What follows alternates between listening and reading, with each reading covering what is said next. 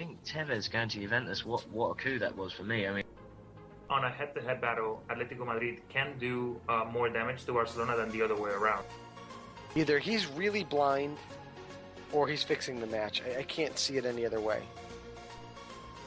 I'm trying to get Sir Bob on my side here by saying City will win the Premier League. it is an upset. You would expect Man United to go and win there. Over $1 billion was paid in transfer fees between the clubs in Europe. It's football. It's damn football. Like Ferguson said, football. Bloody marvellous. Yeah, well, the celebration was, I can't believe I just scored against Mexico. At one point, Parma, I think it's only like 224 players under contract.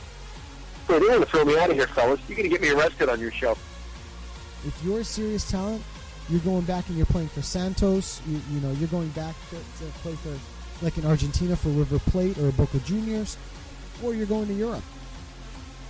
He looked like the Ryan Giggs of old. He was more creative than any player on the pitch. He made Mata look stupid. He made Rooney look silly. Now, the Premier League is the most exciting league out there. I think it's probably the best marketed league without a question. When you look at the draw for the Champions League, you kind of say, well, all the pieces kind of fell into place for everybody except City. I am your host, Joe Usello. Sir Bob, Mike Orr, my co-host, Rob Rojas, my trusted co-host, Ben the Machine. Good evening, everyone, and welcome to episode 69 of Low Limit Football.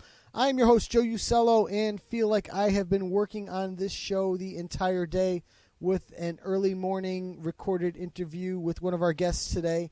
But I'm ready to rock and roll. I'm ready to go. Sorry if I sound a little sleepy in the interview, but that's what happens when you interview somebody at 6 a.m. your time. So joining me first on the show, as always, Sir Bob, Mike Orr. Mike, what's going on, man? Not too much, Joe. How you doing? Good. Ready for another week of rocking and rolling here? Yep. Absolutely. And joining us tonight on location, who we'll give the floor to in a few minutes, all the way from Paraguay, Rob Rojas. Rob, how are you? I'm doing great. Thanks, Joe. Good. Glad to see the internet works down there just as well, right? Absolutely. Well, that was a big fear, if you remember, because you were supposed to be down there last week, and we were worried about not being able to do the show. But obviously, we're up and running, and we're doing great, so that's fantastic. I'm gonna give you the floor because I want to talk about your trip a little bit, but I am gonna go back to Mike first because I think it's best that he gives us the trivia question as early as possible, and it gives us a chance to think about it. So, Mike, what do you got for us tonight? If you guys have to Google this one, you're very bad at football. Okay. I'm screwed there. All right. Name the 4 non-European internationals who have finished a Premier League season as the top goal scorer. For non-European. Right. Okay. So I got one. Yeah, me too. So the 3 Canadians and the 1 Mexican that have won it. Right. So I've got 2 names. I'm trying to think of, obviously the 2 easy ones. All right, we'll have to leave the other ones. So it's non-Euros. Okay. So, and I will not be Googling that one. I've got half the question I think locked up. Yeah, me too. Yeah, it's going to be the other half that I'm worried about. So we'll have to see what happens. So, so Rob, I'm going to throw it back over to you because our opening thoughts tonight, we toyed around with a couple of different topics, but I think we've certainly settled on this one as a team. And I want to talk about your trip to Paraguay, especially the fact that today it almost seemed like when you messaged me, you were like, that guy that was on the radio, that was just Roberto Cabañas. Do you know who that is? Yeah, I kind of do. So tell us about your trip so far. Oh, it's been great. Definitely great to get out of the cold weather of Connecticut, thankfully, to 80 degrees, 90 degrees here. Oh, that's ridiculous. In the middle of fall. Yeah, that's right. It's getting quote unquote colder, right? Not by a chance. So, but tell us today about meeting Roberto Cabañas. Oh, okay. Yeah. So basically, today I went to the Olympia Paraguay's training session. There's a bunch of journalists there that tend to do the interviews with players, coaches with the after the training session or during the training session. By coincidence, I met someone that worked for a local radio station, a big one in Paraguay, and I asked if I can make an appearance on the show to talk about why I'm in the country. Mm-hmm. And so I did, and by coincidence, I saw Roberto Cabañas, who doesn't live in Paraguay. He lives in Colombia. Really? He just came back. Yeah, he does. And he just came back to Paraguay for some odd reason. I don't know why, but he came basically straight out of Colombia, and by coincidence, I just saw him at the radio station. We talked. I went on the radio station to talk about why I'm here, what am I doing, and a lot of good things. Yeah. It was a really fun time. I mean, I have a copy of the interview, but as we were listening to it before the show started, it's pretty loud, and I didn't get a chance to really clean up the audio to be able to play it for us tonight. So I was kind of hoping to do it, and I should have gotten on it a little bit quicker, but I wasn't able to. Maybe what I'll do is I'll keep the audio, I'll clean it up, and maybe I'll play the interview next week. It is mostly in Spanish, like I was saying before, but there are some bits in English, including Roberto Cabañas talking about how he played in New York for the New York Cosmos, and you know, talking about the general area. I know, Rob, that you did mention Low Limit Football on the interview, which was pretty cool as well. Yep. You know, telling him, you know, kind of who you know, what radio station or radio program you're involved with. So that was pretty neat. I think you even mentioned it in that little snippet interview you did 2 nights ago. I did. When I came to the country Saturday night. Mm-hmm. Saturday, yeah. And I went to a Cerro Porteño game. And basically there's cabins of the radio station. And I guess it was before the game, I decided to go into one of the radio stations to a famous journalist mm-hmm. that's known all over the country.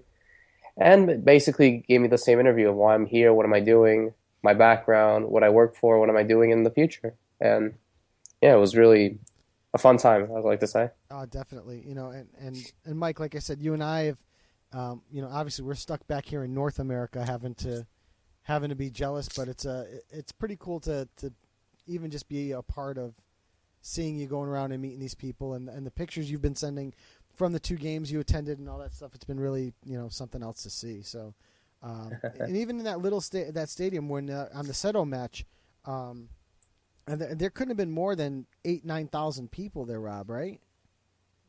Maybe less. Yeah, but it was loud.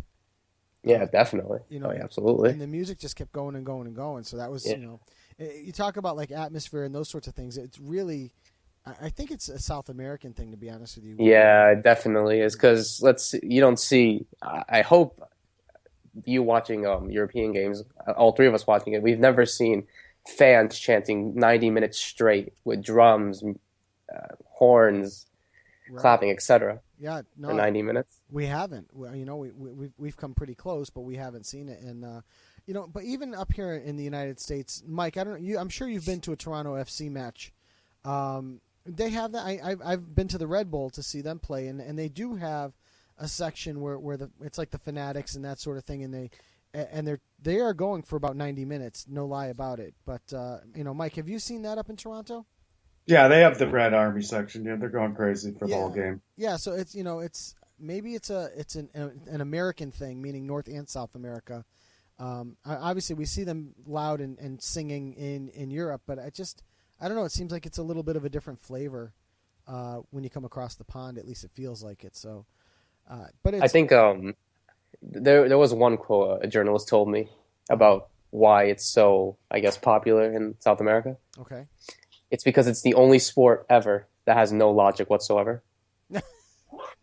That's like the clip of Ray Hudson at the beginning of the show. It's damned football, bloody marvelous. No logic whatsoever. Yeah. No, that's true. I mean, my father, you know, even the game is a silly game. My father always said "a bola torna," which is the ball is round, meaning that it's such an unpredictable, you know, game that simple game that can be played so difficult. Yep, exactly. So, so that'll do it for our opening thoughts. Anything else you got going on soccer wise down in Paraguay before you come home? Well, I'll definitely be trying to go to a few more games. Hopefully, do the same thing over again with various clubs. I'll be trying to go to the South American Confederation, which is headquarters in Paraguay. Okay. To try to talk to some executive working there, maybe the president, vice president, anyone. Yeah. Any chance you for an interview. You were thinking about possibly getting down to La Bombonera? Are you going to be able to do that, or? With the way everything's been happening, I don't think so. To be fair, just because it's such packed in a short week. Yeah. Well, so next trip, how long did it take you to fly down? 9 hours from New York to Brazil to Paraguay, an hour and a half. So that's still a heck of a trip. It's a full day's travel. Yeah. So exactly. All right. Well, even though you're quote unquote on vacation, are you ready to kick off the leagues? Yeah. All right. Give me a second to load it up. All right. So what we're going to do is a little change. Normally we have a guest right up front first thing in the show, but because our first guest is pre-recorded, we can kind of do it whenever we want. So we're going to play that guest in the appropriate spot, which would be when we cover the Manchester Derby in the EPL section. So we'll rip through our leagues, and then we'll get our guests on here as we move through the show. So Rob, whenever you're ready, I'll give you the keys to the car. All right, I'll get set to drive it. All right. Midweek, we had a few midweek games. Are you old enough to drive, Rob? Yeah, I am actually. Oh, okay. On Tuesday, we had Atletico Madrid 2-0 over Real Sociedad, Sevilla 2-1 over Levante, Eibar getting a victory against Malaga 1-0. On Wednesday, 4-0 Almeria for Barcelona. Deportivo La Coruña 1-1 over Cordoba. Granada 1-1 over Celta Vigo. Real Madrid taking pressure more on Barcelona with a 2-0 victory over Rayo Vallecano. Thursday, Atletico Bilbao 1-1 draw over Valencia. Getafe 1-0 over Elche. Espanyol 3-0 over Villarreal. On the weekend, we had Real Madrid 3-0 over Eibar. Malaga 2-2 draw over Athletic Madrid. And this is the same Malaga that lost to Eibar on Tuesday, and now are tying the defending champions. Right. Almeria 3-0 over Granada. Celta Vigo 6-1 over Rayo Vallecano. Sevilla in a 2-2 draw against Barcelona, and that definitely makes the league much more open than it is already now, as I will tell in a little bit. Getafe 1-1 over Villarreal. Espanyol 1-0 over Athletic Bilbao. Real Sociedad 2-2 over Deportivo La Coruña. And Elche 2-0 over Cordoba. As the league stands, Barcelona, despite the draw, are still leaders with 75 points. In second, Real Madrid, with both wins, are now 2 points behind Barcelona with 73 points. So definitely pressure. There is a lot of pressure for both sides, as this could probably be defined all the way to the end. Don't you guys think? I do. Yeah. With these results, I think it's definitely a 2-horse race all the way to the last of it. Yeah, absolutely. Surprisingly, it won't be a 3-horse race, as Atletico Madrid are still in third with 66 points, which is a 5-point gap from the Real Madrid, from their rivals. In fourth, Valencia with 65 points, maintaining pressure for that final Champions League spot. In fifth, Sevilla with 62 points. In sixth, Villarreal with 51. I mentioned to Eibar, they are currently in 14th with 31 points. Top goal scorers, Cristiano Ronaldo with 38 goals, Lionel Messi with 34, Griezmann with 18, Neymar with 18, and Carlos Bacca with 17. And the match of the week will be in the week ahead. Sounds good. And obviously the Sevilla-Barcelona result 2-2. We had predicted, the predictor, Mike, had said 1-1 in that one, correct?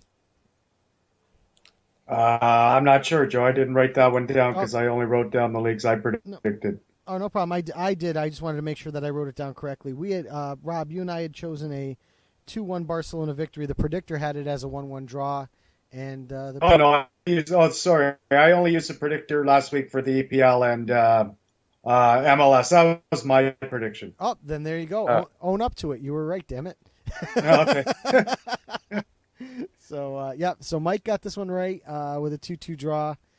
We had goals by Messi and Neymar to take the 2-0 lead, and Banguera in the 38th minute to make it 2-1. And then an absolute beauty of a goal, guys, in the 84th minute by Kevin Gamero, who was on the end of about 4 or 5 passes to just knife through the Barcelona defense and draw the match and steal 2 points away from Barca. So at least I did get the chance to see that one a little bit. So we'll have a new match coming up in a little bit, right? So let's move over to Ligue 1, and I believe we had a couple of matches midweek in this league as well, with Montpellier and Monaco playing to a 0-0 draw. We had then on Friday Monaco turning it around and winning 3-0 at Caen.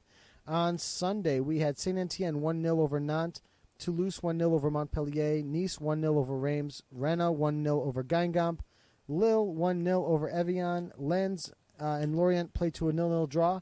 And in our match of the week, which I had predicted as a 2-1 Marseille victory, we had a Bordeaux victory of 1-0 in this one on a 61st goal by Cedric Yambere. Statistical information in this one: shots were 15-11 in favor of Marseille. Shots on goal 3-1 in favor of Marseille, and Marseille held 62% of the possession in this. But as a prediction, we did get it wrong. So, hitting the tables here in the Ligue 1 standings, I don't. What were the other 2 predictions, Joe? Well, the other 2 predictions were draws. I'm sorry, Rob. You and I both had 2-1 Marseille, and Mike, you had a 1-1 draw. Okay. So yeah, we all messed that one up. I'm not alone.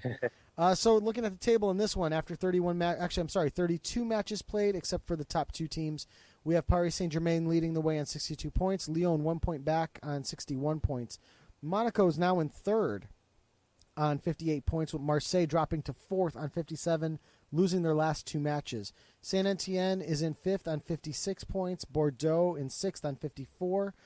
So it looks like we got 4 points separating 4 teams there for 2 positions in Europe, one as the playoff to the Champions League and the other as the automatic to the Europa. Montpellier on 49 points in 7th, Lille in 47 points in 8th place, Rennes in 9th place on 45, and rounding out the top 10 is Nice on 41 points. Propping up the bottom of the table, Lens on 26 points, tied with Metz as well in 19th place. Toulouse on 35 points, Reims on 35, and Lorient on 35 points as well, battling for that relegation spot. Evian in 15th place on 36, Bastia on 37 points, Caen on 38 points, Guingamp on 39, and rounding out the bottom 10 is Nantes on 40 points. Top goal scorers in Ligue 1, as I get to them here, is Alexander Lacazette with 24 goals, Andre Gignac on 18, Ibrahimovic on 17 goals, Fekir on 12, with Beauvau from Guingamp on 12 as well. Yetter in 6th on 11 goals, Lucas Barrios from Montpellier on 11 goals, Roland also with 11 goals from Bordeaux, Max Gradel on 10 goals, and Jordan Ayew from Lorient on 9 goals. Match of the week coming up at the end of the show. Rob, back to you for the Bundesliga. All right, let's go to Germany. We had on Friday we had Hannover 96 1-1 draw over Hertha Berlin. On Saturday, Bayern Munich 3-0 over Eintracht Frankfurt. Schalke 0-0 over Freiburg. Borussia Mönchengladbach 3-1 over Borussia Dortmund. Bayer Leverkusen 3-2 over Mainz. Paderborn 2-1 over Augsburg. Wolfsburg 2-0 victory over Hamburg. On Sunday, we had FC Cologne 3-2 over Hoffenheim. And Stuttgart 3-2 over Werder Bremen. As the league stands, Bayern Munich are remaining in first with 70 points that look to round up the Bundesliga in about a few weeks or so. In second, Wolfsburg with 60 points. In third, Borussia Mönchengladbach with 53. In fourth, Bayer Leverkusen with 51. In fifth, Schalke with 41. In sixth, Augsburg with 39. Mentioned to Borussia Dortmund, they are currently 10th with 33 points. Currently 6 points from a European spot. But let me ask you this, guys. Mm-hmm. Do you believe Borussia Dortmund still have a chance of making it to Europe? No. Where they've got 8 matches to play. They are, what is that? They are 6 points outside of a Europa position. And then as far as the Champions League goes, they're going to need to make up to 51 points at 7, 8, 18 points to catch Leverkusen. So obviously Leverkusen's out of the question. I don't think so. I'd have to look at their schedule moving forward, which I can, if you'll give me a minute, I'll call that up and see what they have left. But I think it's too little, too late. Rob, what do you think? Yeah, I think so too. Mike? I honestly do think it's a bit too late. What about you, Mike? Well, I don't know if they do, but yes, the way you asked, there is a chance. Of course, there's still a chance, but I don't know if they will or not. Yeah. How about the likelihood of them doing it? I don't know. I'm not following it that close, but it doesn't look like it statistically anyways. Yeah, it's 6 points with the amount of teams that they have to jump. But did we mention the featured match of the week? No, we didn't yet. No, go ahead, Rob. It's the floor is still yours while I'm efforting the Dortmund schedule. The match of the week was Borussia Mönchengladbach 3-1. I believe we all got it wrong, if I'm not mistaken. Nope. There's somebody up in Toronto that got it right. He had Mönchengladbach 2-1. Oh, all right then. Yeah, so I think that's why he wanted to talk about the results. No. I really just didn't know, and there's no sense having a match of the week if we're not going to mention it, right? That's true. Exactly. That's true. But Rob and I are proof positive that this is low limit football at this point, right? Well, in my leagues, I'll prove it the other way around that I'm at the wrong end. Fair enough. Just to give you a quick idea, guys, Dortmund could virtually run the table here, closing it out. They have Paderborn this week. They have Eintracht Frankfurt. They have Hoffenheim on the road. They have Hertha Berlin at home, and then they go to Wolfsburg before closing the season out at home to Werder Bremen. A rather, for lack of a better term, a rather soft schedule, except obviously for that glaring Wolfsburg matchup. So they could possibly make it up. Yeah, absolutely, definitely, but it's definitely a long road for Borussia Dortmund. Yep, no doubt about it. So, anything else you want to add about Germany before we move on to Italy? Nope. Let's go straight to Italy. All right, let's go to Italy then. So we had obviously matches. We had a big upset this week in the Serie A too, by the way, gentlemen. That I'll bring up in a moment. On Wednesday, Parma beating Udinese 1-0. I got to tell you guys, Parma, ever since they kind of sorted this thing out and they're back to actually playing meaningful matches, they've been playing pretty well. They're 2-2-2 in their last 6 matches, and I'm going to go prove that in a second. Obviously, with a Wednesday 1-0 victory over Udinese, on Saturday 2-0 Genoa over Cagliari, and then the big upset of the week for sure in all of Europe, Parma 1-0 at home over Juventus, pretty much champion Juventus, with a Mauri goal in that one. Also on Saturday, we had Inter with a 3-0 road victory over Verona. On Sunday, we had Chievo 1-0 over Cesena, Lazio 4-0 over Empoli, Napoli 3-0 over Fiorentina, which was, I believe, our match of the week. Udinese losing at home 3-1 to Palermo. Torino and Roma played to a 1-1 draw. Atalanta 2-1 over Sassuolo. And AC Milan and Sampdoria playing to a 1-1 draw. Guys, on that one, if you ever get a chance to see the highlights of that match, watch the Sampdoria goal. The assist from Samuel Eto'o is just unbelievable. The pass that he makes on that particular goal. So our featured match of the week was Napoli-Fiorentina. We had, Rob, you and I had victories for Fiorentina where Mike had picked a 1-1 draw. We all got this wrong as for some reason Napoli actually woke up in this one. Dries Mertens in the 23rd minute with a goal, Marek Hamšík in the 71st minute, and Jose Callejon in the 89th minute closing out the scoring. Shots in this one were 11-6 in favor of Napoli. Shots on target 6-0 in favor of Napoli. So you're not going to win many matches when you're not getting anything on goal. And possession of this one was 60-40 in favor of Fiorentina. So again, proving that we are low limit. We got that one wrong. So goal scorers, let's hit the tables quickly. Juventus leading the way on 70 points. Lazio, one of the hottest teams in Europe right now, on 58 points, winners of 6 straight. Roma on 57 points, now in 3rd place, having dropped points in 4 of their last 6 matches. Napoli in 4th place on 50 points. Fiorentina on 49 points, tied with Sampdoria.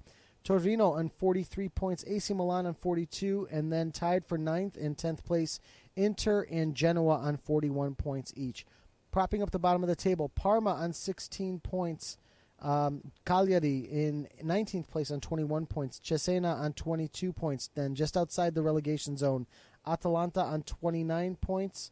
Verona on 33 points. Empoli on 33 points. Udinese on 34. Chievo on 35. Sassuolo on 35. And rounding out the bottom 10, Palermo on 38 points in 11th place. Goal-scoring leaders in Italy currently, Carlos Tevez on 17 goals. Mauro Icardi on 16 with Jeremy Menez on 16 as well. Luca Toni on 15 goals.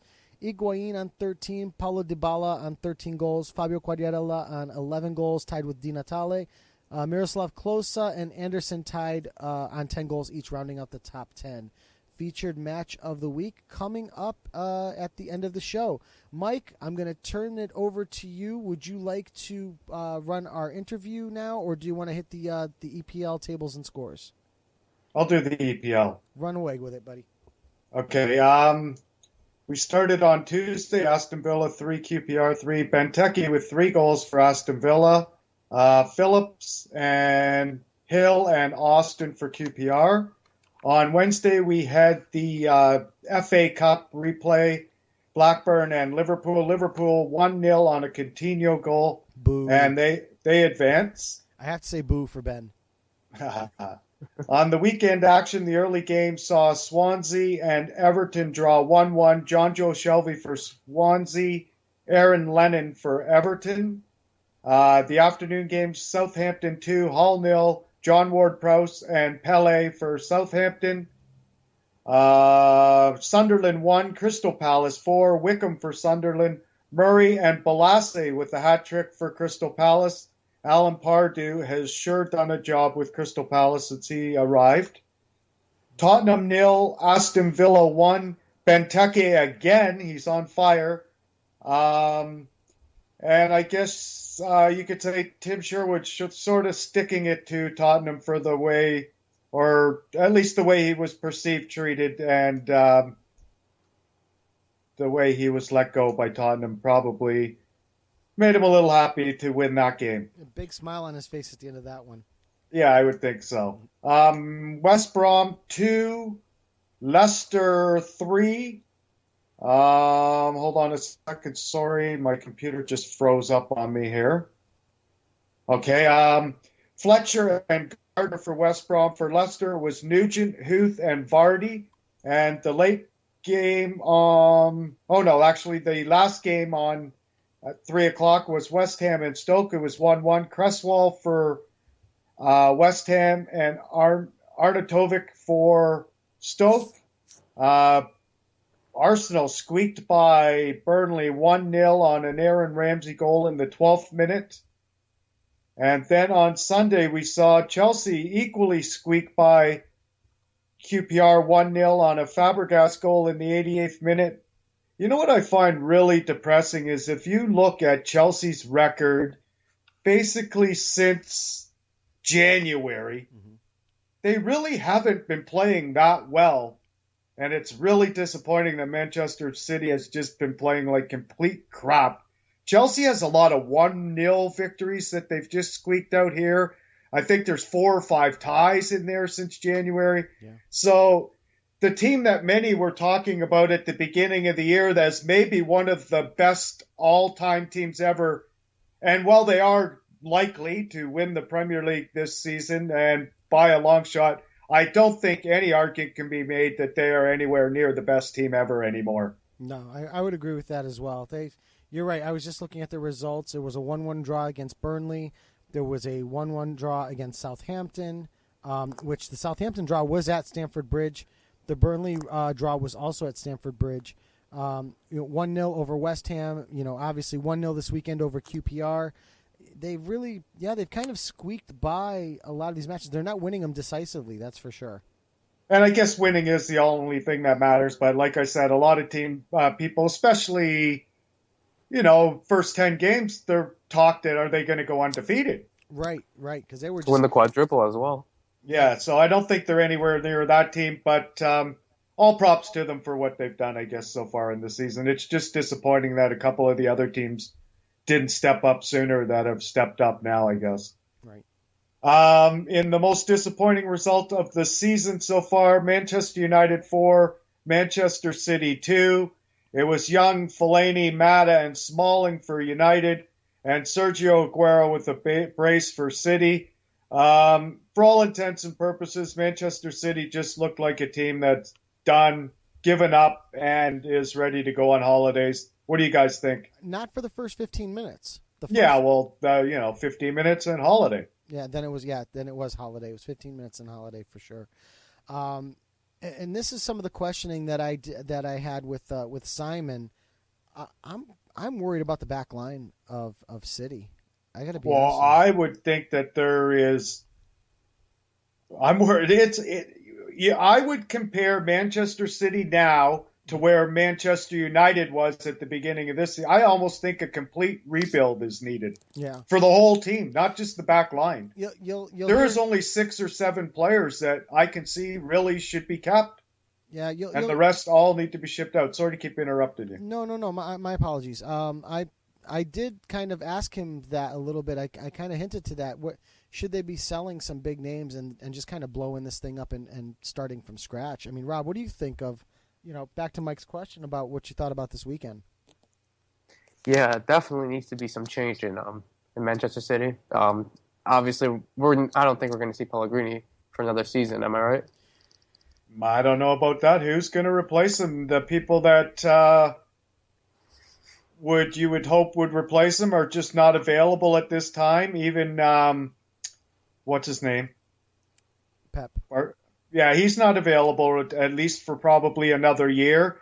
Patrick Vieira, no experience, too young. So unless they're going to bring in a mid-level coach or Ancelotti, but he's a short-term answer these days at almost everywhere he goes. Mm-hmm. So that's he's not the one to undertake a rebuild if that's what they're going to decide to do. Ancelotti would be fine if it was maybe Manchester City at the beginning of this season, not the Manchester City now. I don't see him wanting that job. It's going to be definitely interesting to see who would be able to replace him. So unless they're going to bring in a mid-level coach, which is pretty risky, Pellegrini probably still around, at least for another year. Would you guys be surprised if I told you that there was some information on that in the interview? No, but that'll be fine. It's not surprising information, but it'll be good. So let's save it for that then. There you go. Not spoil it. Absolutely. There you go.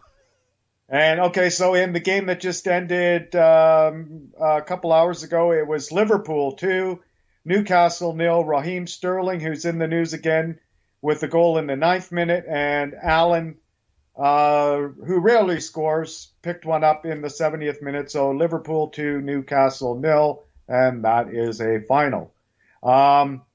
Instead of looking at the I've got the standings here. Just hold on one second. We have Chelsea at the top of the table on 73 points. Arsenal in second on 66 points. Manchester United in third on 65 points. The fast-falling Manchester City in fourth on 61 points. Liverpool in fifth on 57 points. And the ever-staying, or whatever the word is, Southampton in sixth place on 56 points. Definitely can't count them out of Europe yet. At the bottom of the table is Leicester on 25 points. Propping them up is Burnley on 19th on 26 points. Also QPR in 18 are tied with 26 points. 17th is Hull on 28 points. 16th Sunderland on 29 points, and in 15th Aston Villa, who is still not safe yet, I would think, on 32 points. And the Premier League team of the weekend was Kasper Schmeichel in goal, Hector Bellerin, Scott Dan, Phil Jagielka, and Clint Hill from QPR, the back line, Matthew Phillips from QPR, Anders Herrera, Mesut Ozil, who has seemed to rejuvenated himself here in the last 4 or 5 weeks, And Eden Hazard in the midfield. It's Gomez and, of course, Christian Benteke up front. And that's it for the Premier League. All right. So without further ado, I will go ahead and hit the Simon Bajkowski interview. And again, I want to thank Simon for joining us. It was great that we were able to put something together so quickly after the Manchester derby. And like I said in the interview, this is a guy that covers both sides of Manchester. So it's nice to be able to find a journalist that does that and actually nail him down so quickly after a big match like this. So without further ado, gentlemen, the Simon Bajkowski interview.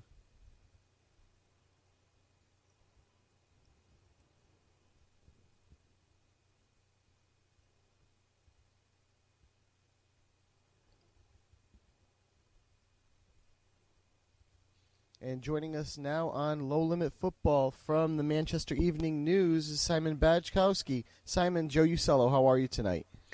Hi, I'm very well, thank you. Yourself? Great. Thank you for joining us tonight. We really do appreciate it. First and foremost, I guess we had ourselves quite the match yesterday in Manchester, and I'm glad we've gotten you to come on and talk about it because, according to your bio, you actually cover both sides of the coin here for the Manchester Evening News. So I'm very interested to hear your take on both sides. So,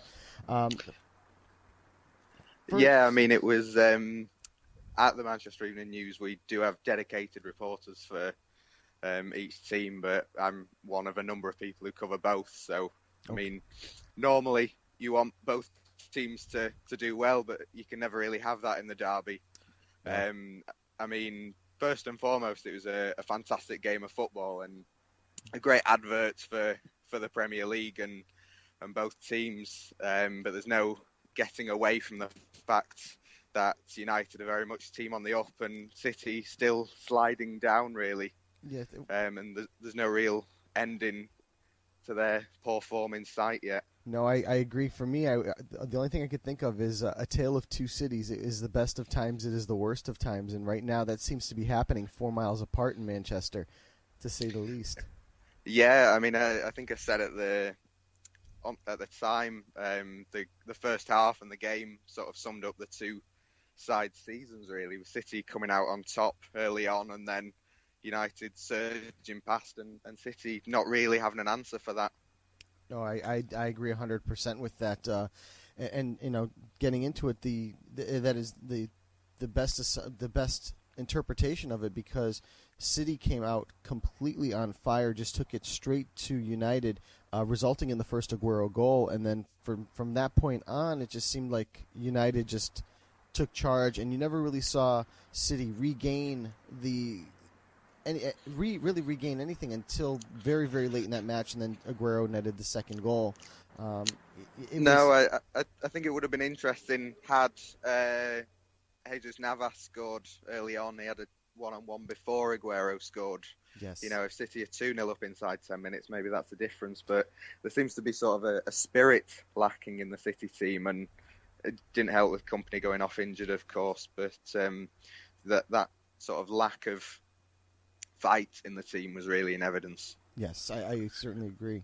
I want to focus my questions to you on the United end of it first and foremost. Obviously, one of the best teams performing in the EPL at the moment, currently on pace record-wise with Arsenal. Both teams really starting to challenge for that the top spot. Going to give Chelsea a run for their money. The last 6 matches of the season here.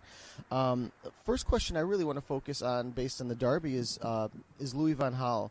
When we first opened this season, people were comparing him to David Moyes. Now it seems like he's found the magic touch, and people want to lean him more towards Sir Alex Ferguson than David Moyes. Now, over the course of the season, what's your general assessment of Louis van Gaal and the job he's done? I think Louis van Gaal obviously came to Manchester with an enormous reputation, and that has protected him at times when United weren't doing so great. And there was a time a few months ago, around the time of the Arsenal FA Cup defeat, and form wasn't great in the league, that there were a lot of fans thinking, there's no clear way forward Yes, they were still in the race for the top four, but games against Tottenham, Liverpool and City were looking very daunting.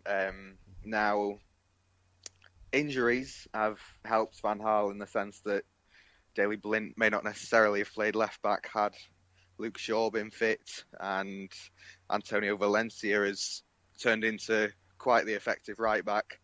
But there's no denying that Van Gaal is a tremendous man motivator, and if you look at the performances of Fellaini and Young in the derby, two players who last season, you would think would be first choice for out the door, and I just think he's doing a very good job. He's pleasing the fans at the minute. They're on course for top four, which was the main objective for this season.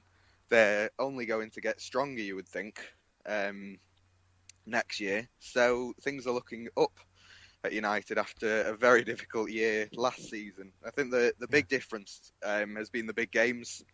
United have got the best record in meetings between the top seven sides this year, better than Chelsea, better than City, better than Liverpool, and last season their record against those teams was absolutely terrible. And I did see your tweet about their performance overall against the top teams compared to last year. They've really turned it around quite a bit. Yeah, and that's one of the biggest disappointments last season for United fans was the team didn't even turn up against the likes of Liverpool and City, whereas that win at Anfield, this win in the derby, those are the results that really matter to supporters and help instill that confidence and good feeling. Surely.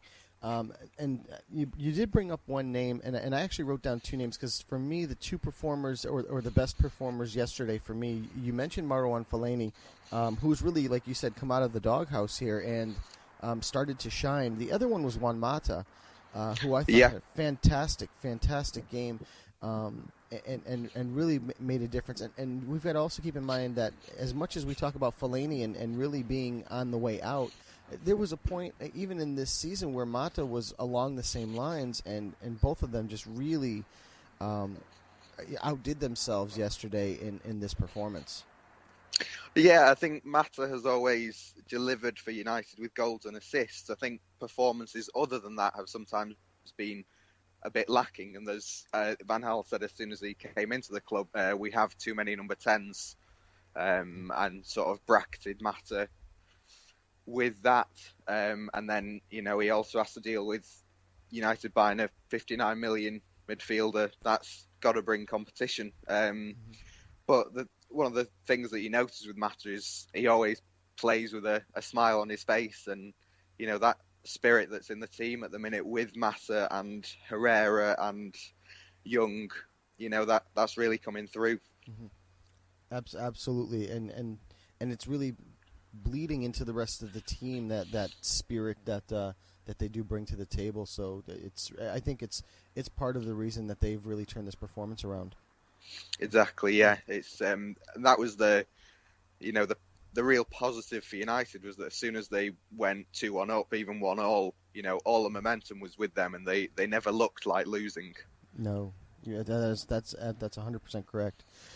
Moving on from a couple of smiling faces to a couple of frowns that were really brought on at the end of the match, and that's Radamel Falcao and Angel Di Maria.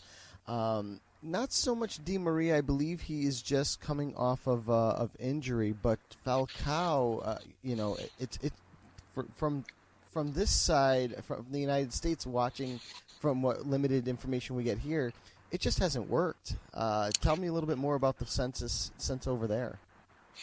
Yeah, I think it's similar over here, to be honest. There is a sense that Radamel Falcao is a very good striker and can probably go to another top club next year and score lots of goals. But you just get the sense that it won't happen for him at United. Yeah. He's had chances. He's been unlucky. He's, Van Gaal he's taken his time with each striker, and Wayne Rooney's had spells where he's been in midfield. Robin van Persie's came close to being dropped, and now will face a fight to get back into the team.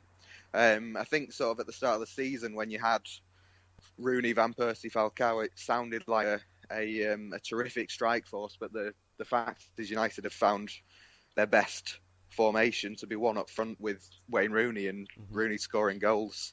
So you know Falcao's opportunities are going to be limited. No, absolutely. One more name that I want to talk about from Manchester United, before we start to move on to the City end of this derby, is David De Gea. Yes. Much has been made in the past few weeks about his possibly moving on to Real Madrid. Have you heard anything else about that? Where do we stand on David De Gea at the moment? I think a lot of the talk suggests that De Gea will one day in his career go to Real Madrid. They are after a top goalkeeper, one of the world-class keepers. They've got a policy of signing Galacticos. They've history of transfers with United. But whether that will be this season, this summer, remains to be seen. Talk seems to have quietened in the last few weeks. Whether that's a good omen for United fans or not. But I think the main emphasis has to be on enjoying De Gea while he's at United, because he really has flourished into a top class keeper. Sure. And my last question on Manchester United in general. Currently sitting on 65 points in the Premier League. They are currently 8 points behind Chelsea, and Chelsea do have a match in hand against them, or in the league. Currently Chelsea on 31 matches. Yes. But they are certainly inching closer, and like I'd said, they are certainly the hottest team in the EPL next to Arsenal. But they do have a daunting schedule currently. They go away to Chelsea. They're at Stamford Bridge next week. They play at Everton. They will be at home to Arsenal before the end of the season. Can United continue this form and possibly win the league this year? I think winning the league may be beyond them. They would have to get past Chelsea and an Arsenal side that are in terrific form. But that shouldn't be deemed a failure. The objective for this year has always been top four. They're looking like they will finish at least third, which would mean they avoid the Champions League playoff. They've still got very tough games. I think, you would have to say with the running, they should be happy with a top four finish. Oh, sure. But at the same time, you never know. They started with Spurs last month at Old Trafford, and nobody was really confident going into that game. And yet now you say welcoming Arsenal, they'll really fancy their chances towards the end of the season. And even going to Chelsea, there will not be as much of a fear or a worry as there may have been had United not got the results in recent weeks. I think they could possibly challenge, but they're going to certainly need a result at Stamford Bridge, and that is never easy. No, I think the real positive is for them that Chelsea, who haven't been in great form recently, have still to go to Arsenal. Yeah. And the positive is if United can get a result at Stamford Bridge, they would look at that game at the Emirates and think Chelsea may drop more points here. But you would, especially with Chelsea getting that late winner against QPR, you would think the trophies are going to Stamford Bridge. Sure, surely. So let's move over to the other side of the city now, in Manchester City. Obviously, for lack of a better term, a dreadful performance yesterday. It seemed like after the first 15 minutes in that Aguero goal, like we'd said, the air just went out of the balloon, and Manchester United looked like they woke up and remembered who they were and really took it to City. So, but my focus is going to be on City now, and my first question is the one that my co-host, who couldn't be with us this morning, is certainly interested in, and that is the fate of Manuel Pellegrini. I know he is not a big fan of Manuel Pellegrini's. And much has been made about, even going back to the second leg of the Barcelona match, that if we had heard rumors that if they didn't win that match, or at least didn't play well, that he would be fired almost on the spot. What are you hearing about Pellegrini and his fate at City? I think whenever a manager isn't meeting expectations, and Pellegrini isn't at the minute, then there's always going to be a focus on the manager. But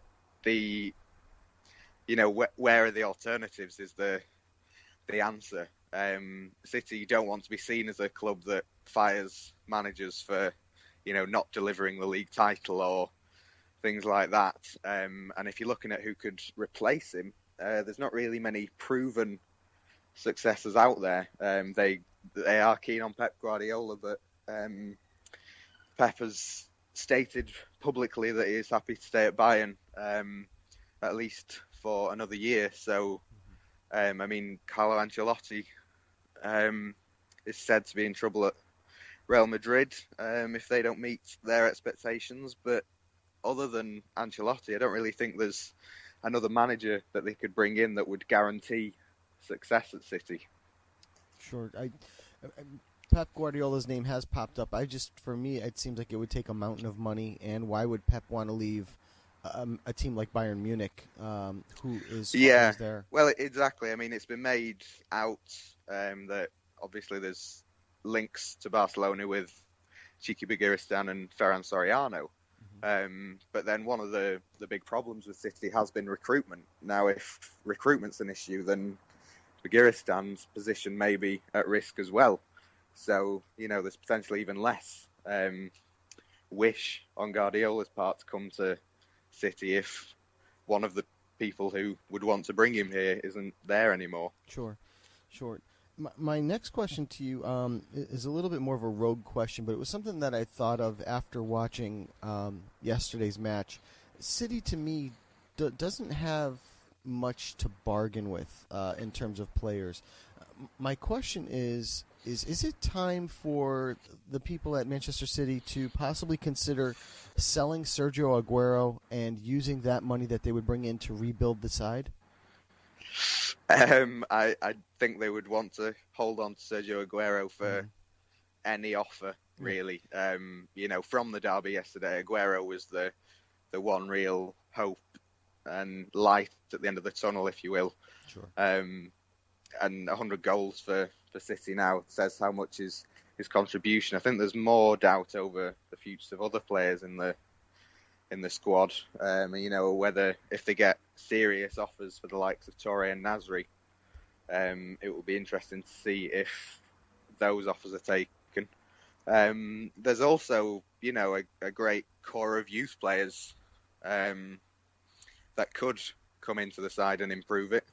Not necessarily first team starters, but you look at, say, Ronnie Lopez, who's been at Lille this season and impressed. Jason Denayer, a young centre-back who's done very well at Celtic.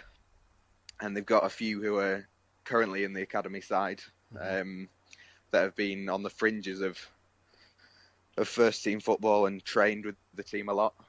So there is some scope for bringing youth in, which they need to do, given the ageing nature of the side. Sure. A couple of other points that you just brought up in the middle there. The first one I want to ask you about is Yaya Toure. At the moment, obviously with the side, but we have heard rumblings of him possibly leaving. Where do we stand on that, and who are the teams that are interested currently in Yaya Toure? Well, Roberto Mancini has made no secret about the fact he would like Toure to come and play for Inter Milan. I think it would be a decent move for him. It's a strange one with Toure. He got a lot of criticism yesterday for his performance. I thought he did okay. He was by no means the worst of City's team, but the thing is that when you see what he can do, it's frustrating to see him sort of perform at mere human levels. And with all his protracted contract sagas, I don't think there will be much love lost if he does move on. He'll be praised for his contributions to City and their success in the last few years, which has been extremely significant. But I think if they are looking to rebuild the squad, I think Torre's probably the player that they could get the most money for. For me yesterday, I felt like when Yaya Toure played a little higher up the pitch, were the times when City was playing well in the match. But when he was pulled much further back into their own half of the pitch, I felt that United really controlled play and controlled tempo. Is it a tactical error on Pellegrini's part? It was a strange one yesterday, in that City fans got the team and the formation they've been calling for, and to drop the 4-4-2. And Fernando was bought to play in a 2 alongside Fernandinho, and it frees Yaya of that defensive responsibility. Yeah. But at the same time, he seemed to have a man-marking job on Fellaini, who was playing very high up the pitch. Okay. So it was almost mixed messages of freeing him from his usual role in a 2-man centre midfield, but also the very specific job on Fellaini, and I think that contributed towards the sort of mixed reviews of his performance. Yeah, definitely. One last question about their performance yesterday. City as a whole, the back line seemed like it was atrocious.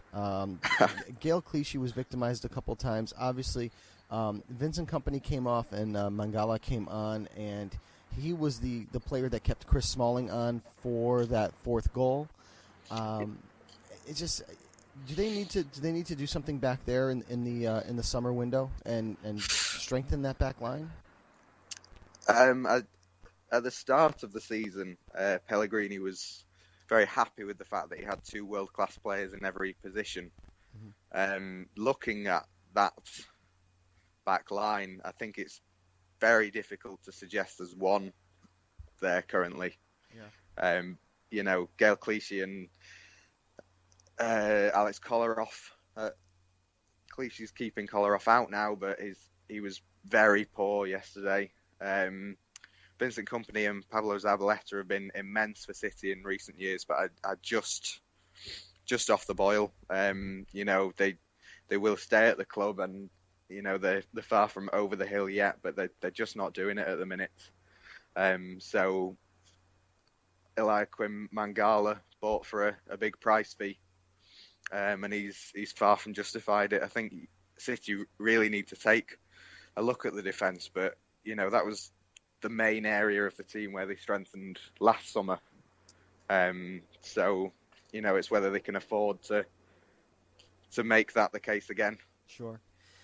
Last question on City. They currently sit in 4th place. They're 5 points ahead of Southampton, but they do have a match, actually the last match of the season against Southampton, and currently City occupy the playoff, the qualifier position for the Champions League. Can they keep that position, or do you think a Southampton or a Liverpool team can possibly take that away from them before the end of the season? I think it would be a disaster for City and a real surprise if they didn't finish in the top 4. Yes, they need to buck up their performances because they're nowhere near the teams around them at the minute. But at the same time, Southampton, Liverpool, they've not got the quality that City have got, and you would like to think that at some point before the end of the season, City would start performing to anywhere near the sum of the parts. Okay. Well, Simon, I want to thank you for joining us tonight on Low Limit Football. We really appreciate you taking the time, and we'd love to have you back soon. Oh, that's great. Thank you very much. And that was our interview with Simon Bajkowski earlier this morning. Mike, I'm going to go to you because I know I asked a couple of questions, especially the Pellegrini question that we were talking about, the three of us in chat there. I'd like your thoughts on the interview overall. Yeah, it was a good interview. Yeah. I think I'm echoing. Oh, you might. It'll actually level out after a second. It should, Okay. at least. Rob, how about you? Obviously, you guys both are getting first glimpse at that. So, what did you guys think? Rob, what did you think? Yeah, absolutely. Great insight on both Manchester clubs, to be fair. Yeah. It's not likely that you see a lot of Manchester-based journalists speaking, I guess, to the same extent of both teams as United and City. So really great insight. Yeah, and again, a great interview. We're glad to get him on board here and talk to him. So I would have liked to have asked him if he thought Bergerstan and Soriano should be two of the guys let go instead of Pellegrini. Those are the two guys in charge, and they're the ones who brought in Mangala for $40 million. Well, we still had Nastasic, who we weren't even using. So I think those guys bear a little responsibility for what's going on in Manchester City too. Certainly, I agree. And it was funny when I was talking to him, talking about what's going on at City and the moves that they've made, the transfers that they've made. He had mentioned that one of the quote-unquote areas that they had improved in the transfer window back in the summer was on that defensive back line, and we all saw it yesterday. They really just victimized that back line. It wasn't pretty, to say the least, and especially like I mentioned to him, when Mangala keeps I can't think of his name now. I had the stats in front of me earlier. Actually, no, I do. I think I still have it in front of me here. He keeps Chris Smalling on sides. Not only did he keep Smalling on sides, Mangala, I think it was 2 or 3 players he actually kept on sides. He was a good yard back of everywhere else that his defenders were, and just poorly positioned. Losing company in the first half, at the beginning of the second half like they did, certainly hurt them, but it wasn't. But did it really the way he's playing? I don't think so. Yeah, I was going to say it wasn't the only problem. Well, he's a better choice than Mangala, even injured.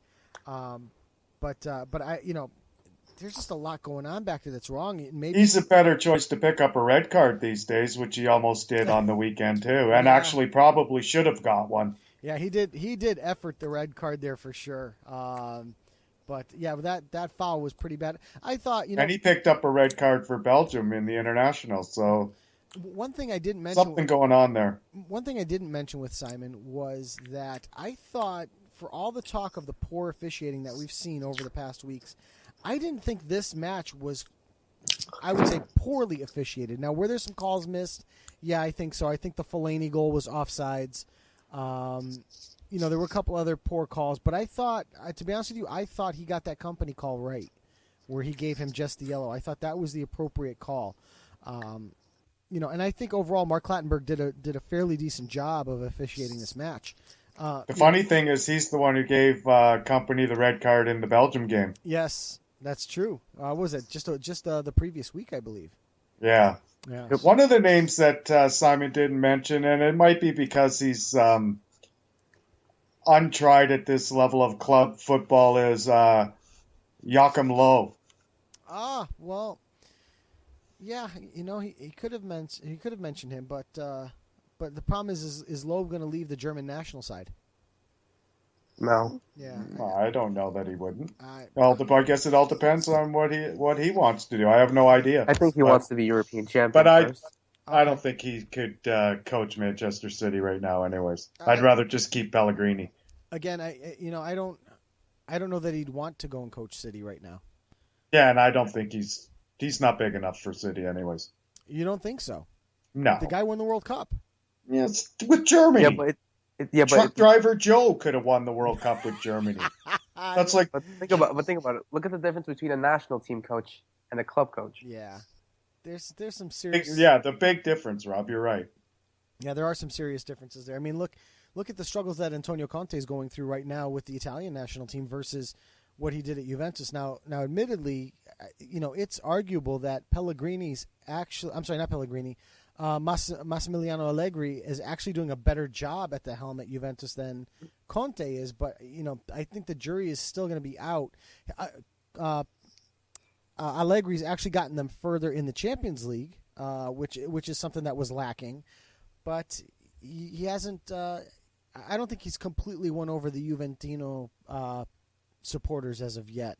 So, but going back to Conte, he's not having an easy go of it at the national team level.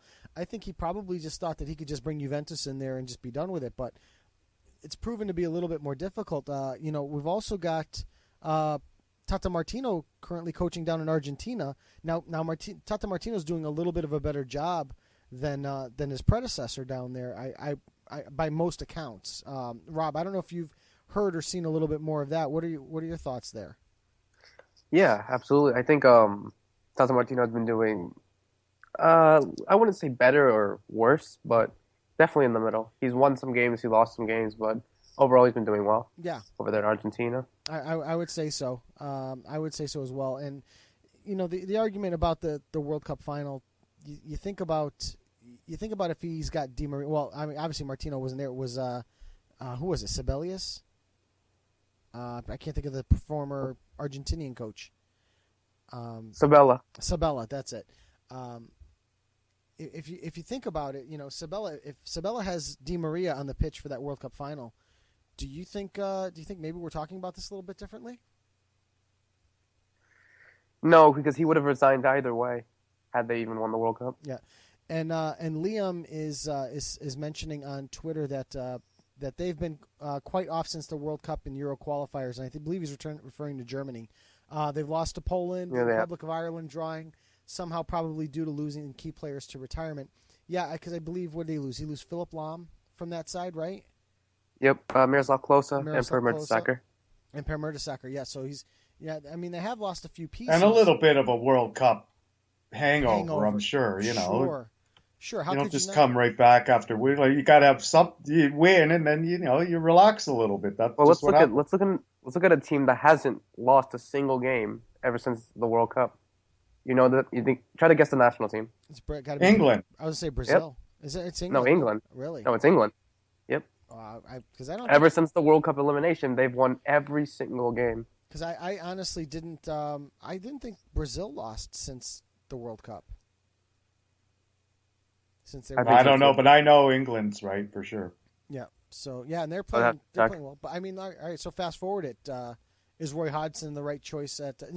Thankfully we're still kind of talking about England, give or take. Is Roy Hodgson the right choice for coach at England still? I mean, they were atrocious in the World Cup. Scotty Bowman. Let's look at. You can't go wrong with Scotty Bowman. You can never go wrong with Scotty Bowman. He wins European everything. Championship. Yeah, well, I guess let's see how they do in the European Championship. But it seems like they've got Wayne Rooney on the right path at the moment, don't you think? Yeah, absolutely. And with the introduction of Harry Kane, it's going to be interesting to see what he is capable of doing. I think we have to give all the credit though to Louis van Gaal, don't we? I guess so. Something like that. Because that's something else we were just talking about in chat about Louis van Gaal. But that was one thing I wanted to bring up with him, because if you guys remember, I've got to say probably November-ish. They were comparing Van Gaal to Moyes in terms of record, and actually at one point in time it was like 8 or 9 games in, but Moyes actually had a better record than Van Gaal, and Van Gaal hasn't figured out this. Yeah, so that just proves they didn't give David Moyes enough time either. That's all that proves to me. I agree with that 100%. I agree with that 100%. Plus, you look at his history as well. And the $200 million to go along with it. Well, yeah. And the history the coach has. Sure. Yeah, exactly. Yeah, David Moyes was just easier to let go. Right, where Van Gaal is not quite that cut that way. It's. Yep. It's just not going to be easy. It's a bigger name. It's harder to let a guy like that go than David Moyes was. And David Moyes wasn't really loved by all the fans, so it was really easy to let him go. Now, one of the other things Simon had mentioned, since we're talking about coaching quickly, they'll go back to City. That Mike, he was kind of along the same lines as you. That everyone talks about Pep, everyone talks about this guy or that guy, but in the end, there's really no great option to replace Pellegrini. So you're probably going to be stuck with Pellegrini again, like just like you had said before we played the interview, Mike. Yeah, but I've also, in the last 5 or 6 weeks, come to a lot more of a realization that it's more than Pellegrini. There's a lot of players on this team who don't deserve to be there. Okay. They need to go, and the sooner the better. Let me ask you about this question. The question that I asked him, is it time to possibly sell Sergio Aguero and move on? No. Okay. Never. But do you see where my thinking was? Is that maybe it's time to blow up the team a little bit? Not Aguero, though. Yeah, everybody else, not Aguero. And the reason I bring up Aguero is because Aguero is the most valuable piece I mean, really, let's think about it.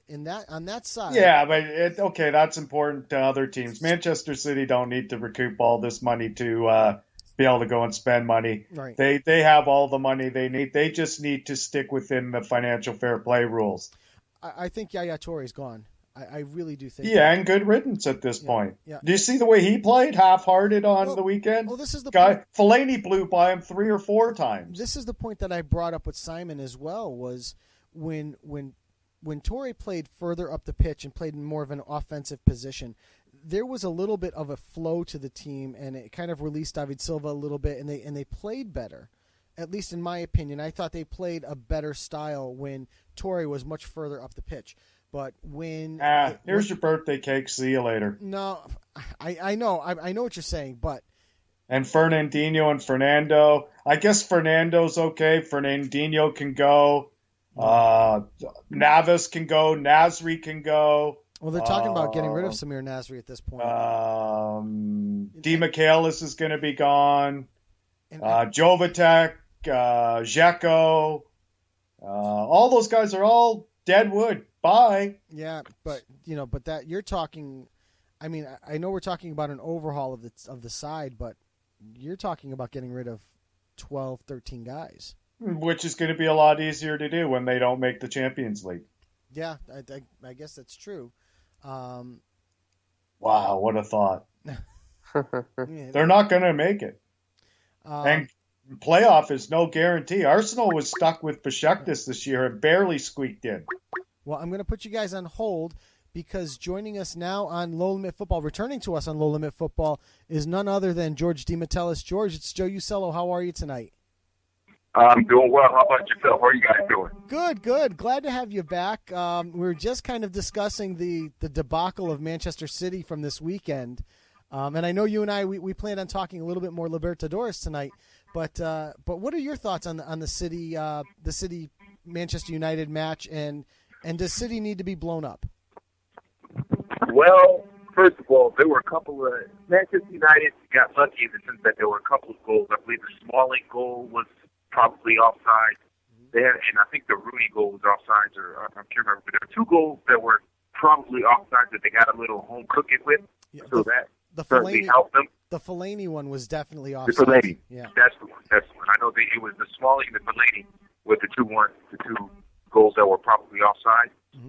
So they might have gotten away with one there. But I was reading something, and they said that City is the oldest team in the Premier League. They average 29 years old. And when you look at some of their key players, they are either 30 or on the quote-unquote wrong side of 30. Mm-hmm. So I don't know if it's time to blow it up, but I think they have to make smarter transfers.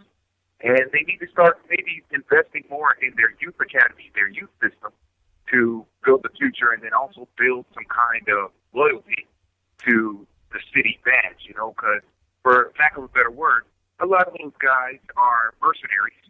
And when you're consistently changing coaches, it seems like every 2 years they have a new coach. It doesn't really breed that kind of cohesion that you need in order to make an impact in Europe, to make an impact worldwide. So they've been able to win a couple of premierships over the last, since the new ownership came in and poured in all that money, but there's just something that they're missing. I'm not repeat myself, but that they don't have, that's just making them, they don't have that edge. They just lack it, that little bit that could take them to the next level. They're lucky they have Kun Agüero, or else it could have been a lot worse. Oh, no doubt about it. Before I jump off into the South American depths, I do have one more question for you, and then I'm going to send you over to Rob, sure. to Rob, who's actually in Paraguay right now. So we'll kick off the Libertadores discussion. Your boys over at Arsenal, can they win this thing? I hope so. When you consider the gap between themselves and Chelsea and how many games are left, obviously mathematically they could do it. So I hope so. I think so. I still am a little concerned that in a game in which it's not open, in which a team hunkers down defensively and really gets a little physical with them, I don't know if they have enough backbone to fight back. But if teams allow them to dominate possession, allow them to get into space, and allow Ozil the space to do his thing, then they can catch Chelsea. So I hope they do it. They're 7 points back with 6 games left. Usually the math says that it's not going to happen, although Chelsea have a game in hand. So I'd like to see them do it, but I still think they're just missing a little bit of nastiness, for lack of a better term. But I would love to see them do it, Ed. I'm just happy they're not going to finish fourth this year. That's what I'm hoping. I hope they will finish fourth again. Well, they've got, in my opinion, just looking over their schedule to close out the season, they really hold their destiny in their own hands because they've got Chelsea. They've got Chelsea at home. They've got United at Old Trafford. Those are the two teams that are going to be chasing that title. You get results against those two teams. Those are big point swings. Oh yeah, no question. And it also gives them a sense of confidence. It gives them a sense that, hey, we can challenge if they don't win it this year, they can challenge for next season. And it kind of solidifies Wenger's very patient kind of approach of, let's just see what happens. Things are going to get rolling. Things are going to go our way. And it kind of validates his mentality, although probably doesn't need validation with what he's done over his course of time at the Emirates. Emirates used to be Highbury at Arsenal. So it's overall positive for Arsenal. They can at least, if they beat Chelsea and they get a draw against United, I think it looks very good for them going forward in terms of winning the title. But I think the overall picture, long term, is really setting up for next season, especially if they can make the right buy in the midfield to give them that edge, that Vieira type. If they can get somebody like that, then I think they can really make a big run for next season's EPL title. It's certainly shaping up that these three teams could easily make a mess of it running down the last 6 weeks. Oh yeah, no question. I think Chelsea, because they have that advantage, they basically have to lose it. Mm-hmm. But if Arsenal keep winning out, even Manchester United, if they keep winning out, they can catch them. But it's going to be a great finish for the season. We've seen Steven Gerrard slip on the pitch in the past, so it can be handed away. So. Oh yeah. A lot of pressure. Yeah. I'm going to send you over. I'm sorry. Go ahead. No, I'm saying he's. It's not exactly the way he wanted to end his Liverpool career. He had a red card against United, then the slip last season. Yeah. He probably can't wait to get to the LA Galaxy with the way things have gone recently. Well, they rented him a nice house. I don't know if you saw that, like a $25 million house off the ocean there. Oh, really? Oh, yeah. Wow. Yeah, I saw some pictures of it. I forget who posted it. One of the soccer news sites. It was just this ridiculous mansion that they're renting for him. Must be nice. Oh, yeah, it definitely has its perks. Being a star has its perks. Well, I'll just take one of his game checks, and I'm good for the rest of my life. I'm good. I know. So, all right, I'm going to send you down to Rob. Like I said, Rob's down in Paraguay hanging out this week. He actually met Roberto Cabañas earlier today. But all right. Sounds good. Yeah, but I know Rob's going to open our Libertadores discussion. So, Rob, take it away. Thank you. Hey, George. My first question to you is, what has impressed you so far of the Copa Libertadores? What team specifically, or just the whole tournament in general? Well, okay. A little bit of both, I guess. Okay. Well, I think first of all, Boca and Corinthians. If you're talking about teams, the traditional powers. Well, Corinthians only has one Libertadores title, but over the last, they're a big team in Brazil. They seem to have revitalized themselves, obviously, with the return of Adnor Leonardo Bacchi, also known as Chichi in Brazil. He has got them rolling. They're in the semifinals of Paulistão, and they're perfect so far in Libertadores in that tough group. They're in the group of death with Sao Paulo, San Lorenzo, and Danubio. So he has been that's been a big-time story. Also Boca Juniors as well. Boca with Vasco Arrua Barrena. They're near the top of the table in Argentina in that Frankenstein of a tournament in Argentina. And then, obviously, in their group in Libertadores, they're perfect. So those two teams have stood out for me. Overall, for the tournament, it's really, for me, it's been a situation where I like the surprising teams. You have, for example, Racing is top of their group. Cruzeiro is struggling. Cruzeiro back-to-back Brasileirão champions. They aren't exactly cruising in their group. They've had to fight to get results. So even though you've had Corinthians and Boca dominating, you still have a fight for the teams underneath them.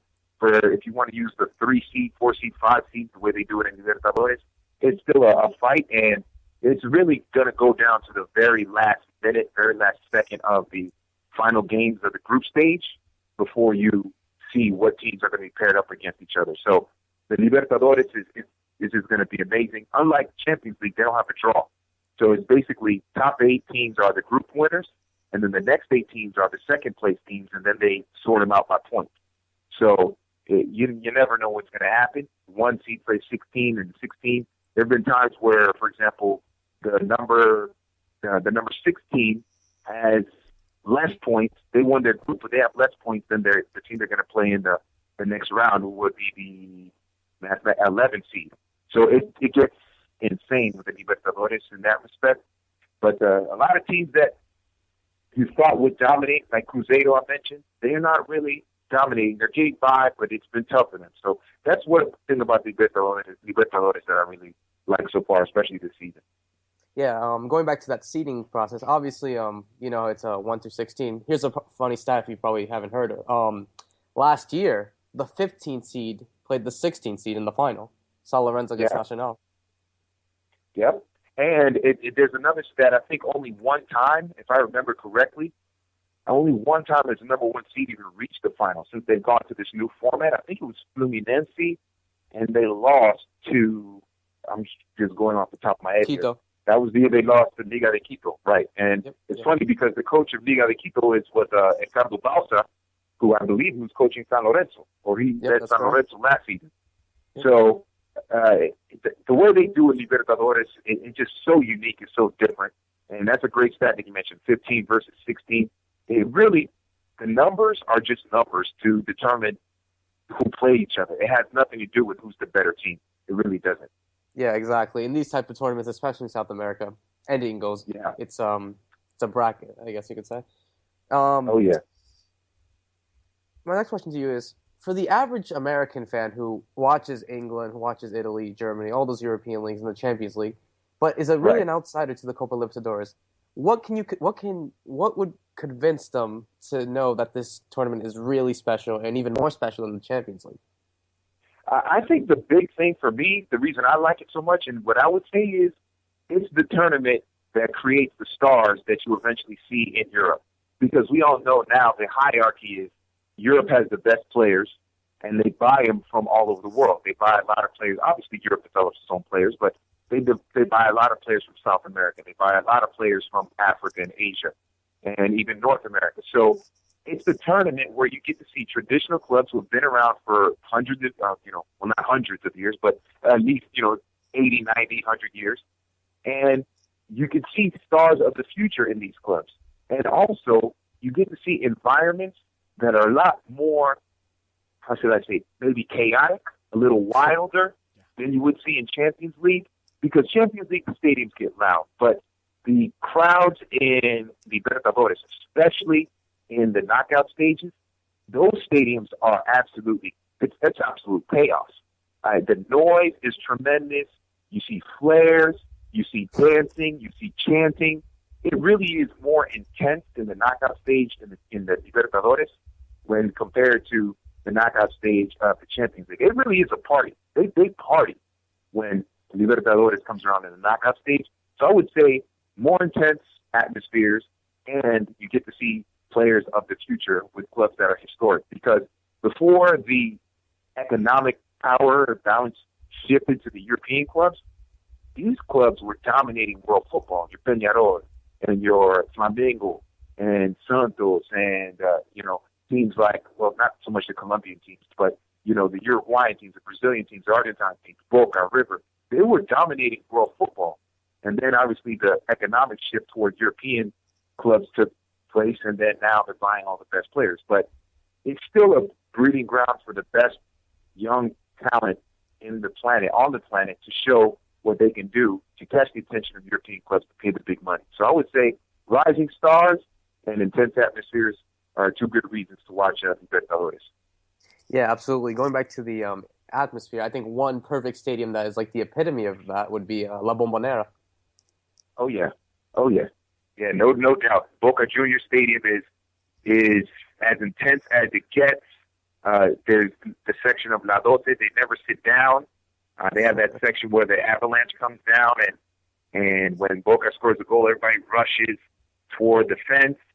It is unbelievable. I mean, that place is so wild there was a story about 2 or 3 years ago, actually not 2 or 3 years ago, when George Bush, the son, was president. His daughters went to a game there, and I think they got robbed at the stadium or something like that. They something like that. It was it wasn't like they held a gun to them, but whatever belongings they had left or whatever, they got taken from them. So there was something like that happened.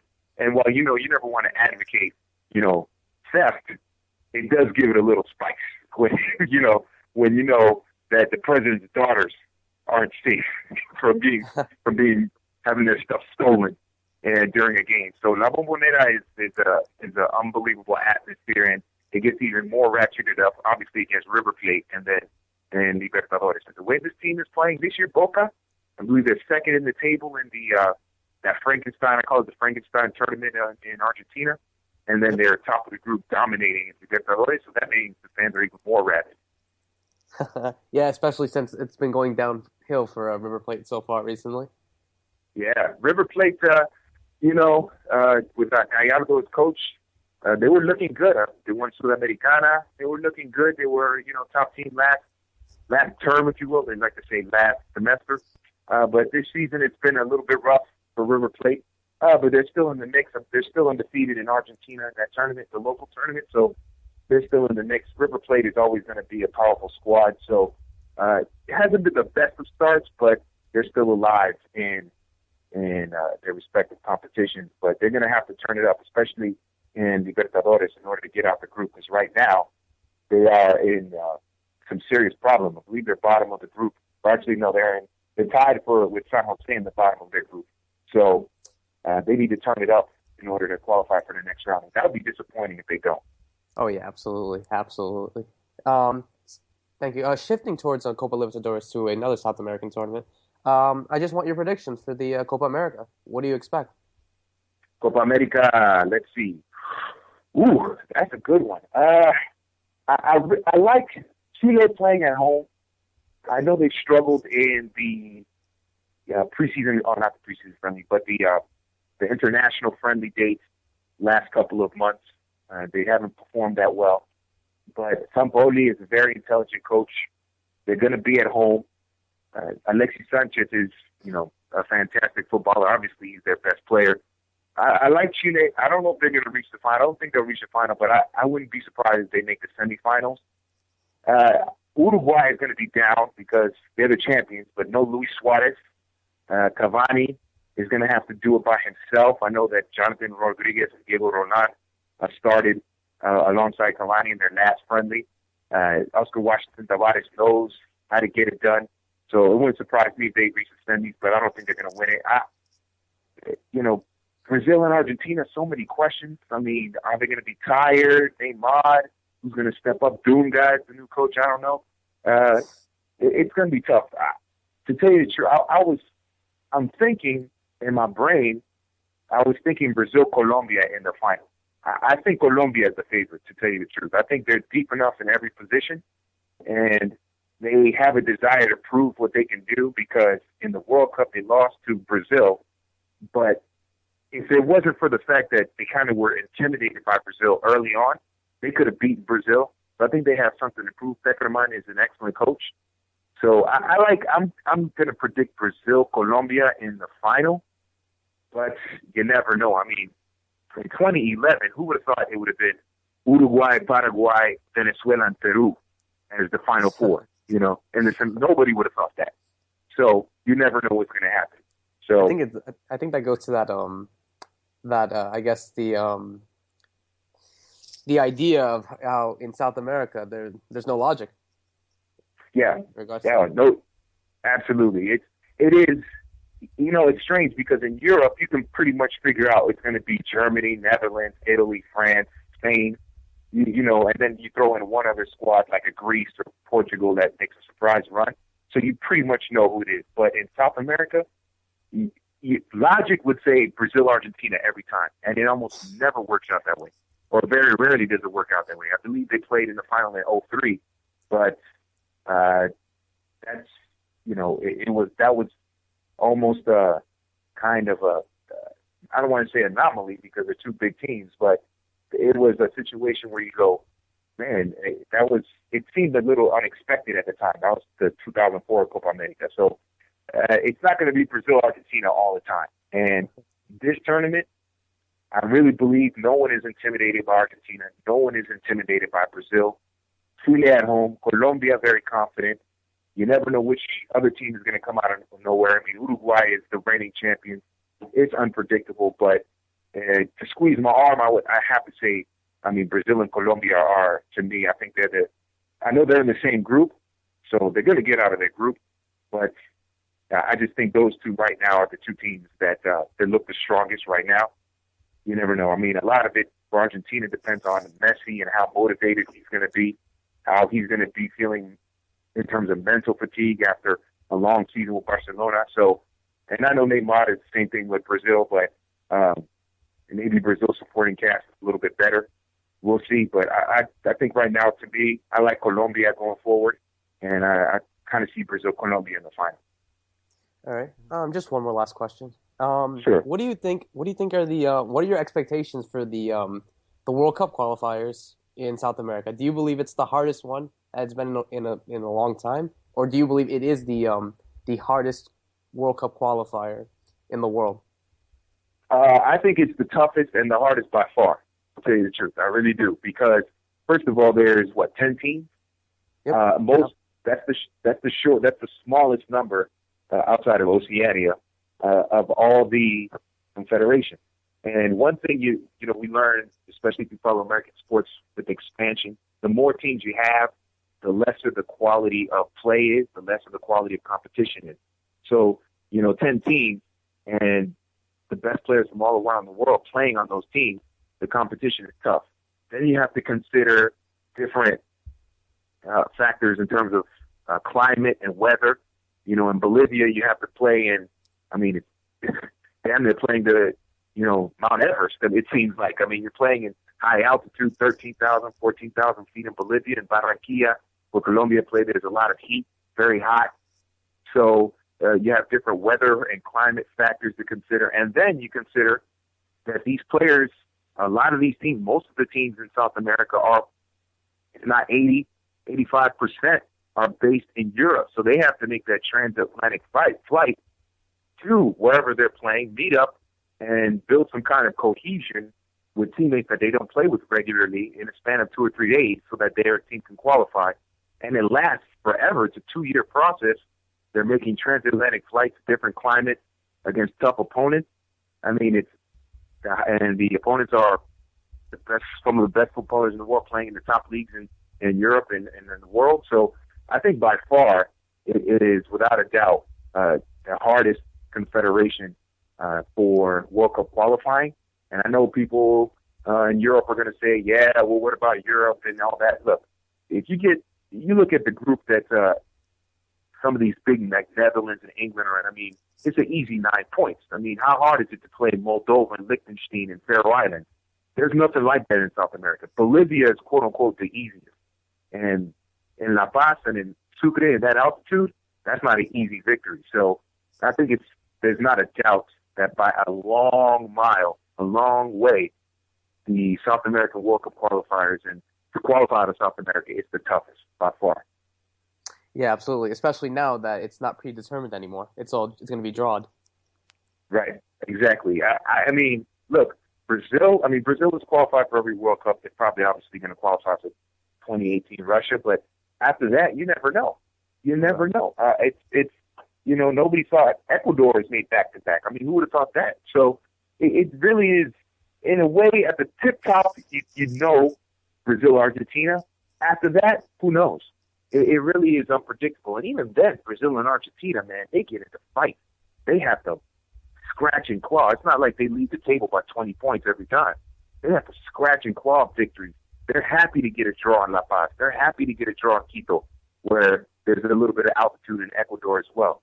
So then when they go up against each other, it's a battle. And then there's Argentina-Uruguay. That's a big-time rivalry game.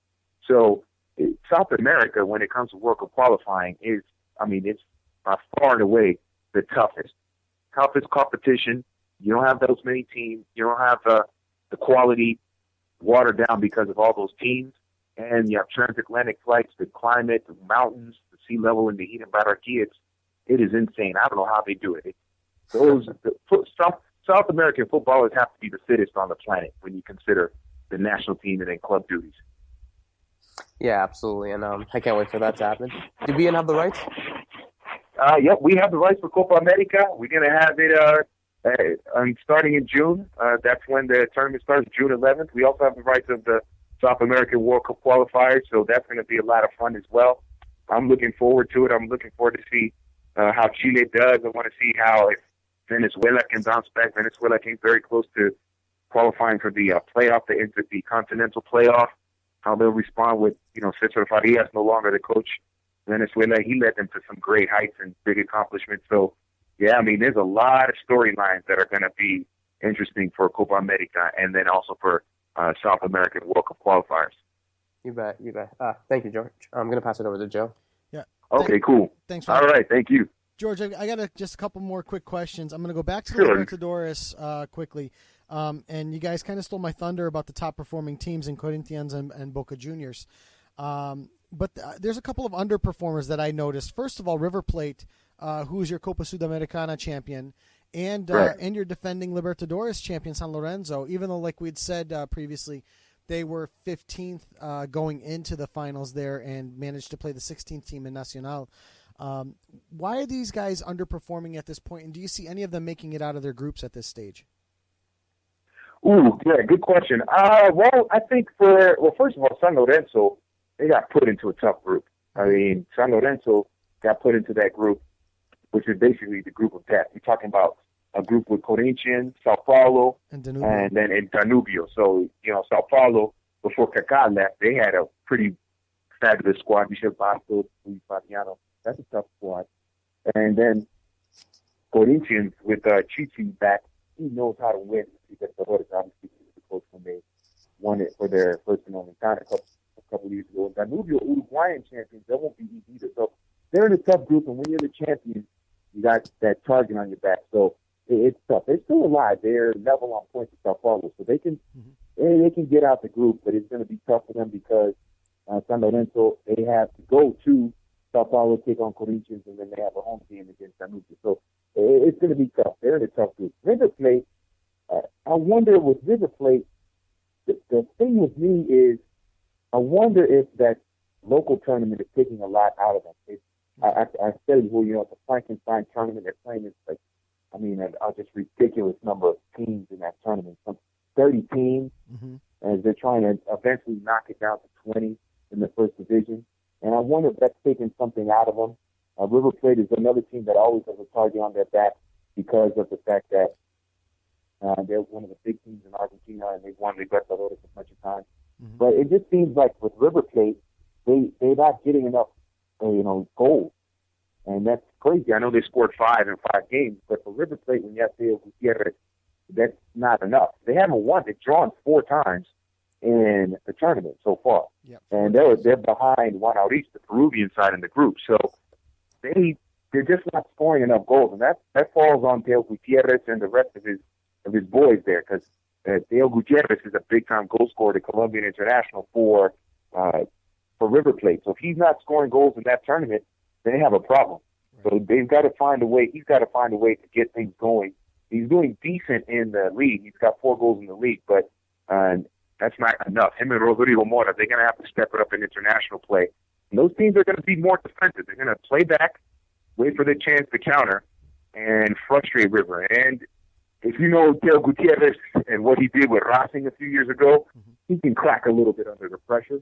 Yeah. So I think that's the big problem for them right now. They just River Plate in terms of the Libertadores, they're just not doing enough to score goals. They're getting enough goals in league play, but when it comes to Libertadores, teams are kind of figured them out, getting more defensive, and so they're going to need to, find a way to build up their creations so that they can get ahead and make things happen and move on. Sure. Absolutely. One other name I'm going to ask you about in club football in South America is Danny Osvaldo. We got to watch him playing in the EPL. He went over to Juventus. He went over and did a little time at Inter, and then he ends up at Boca Juniors, where he's suddenly been reborn. What are your thoughts on what's going on with Osvaldo, and does he ever make the jump back to Europe? That's a good question. I was surprised. I didn't. I'm trying to figure out where Boca Juniors get the money to pay his salary. I didn't think they could afford him, to tell you the truth. I was shocked when I heard he was going over there. But it just a change of pace, new scenery, playing for a big club. They're gonna love him because he's played in Europe and he's scored goals in Europe. So, in a sense, it was an easier move for him psychologically. What he has to learn, well, I'm sure he knows this, but let me tell you something. As he's played for some big clubs in Europe, but the pressure to score goals for Boca is unlike anything he will ever experience in his life. Okay, but Boca is as big a club in terms of South America as Inter is. As I know he played, was it Southampton? He played. Boca is bigger than Southampton. I mean, he's stepping into some territory that I'm sure he knows what it is, but it's going to be he's having to adapt to it pretty quickly.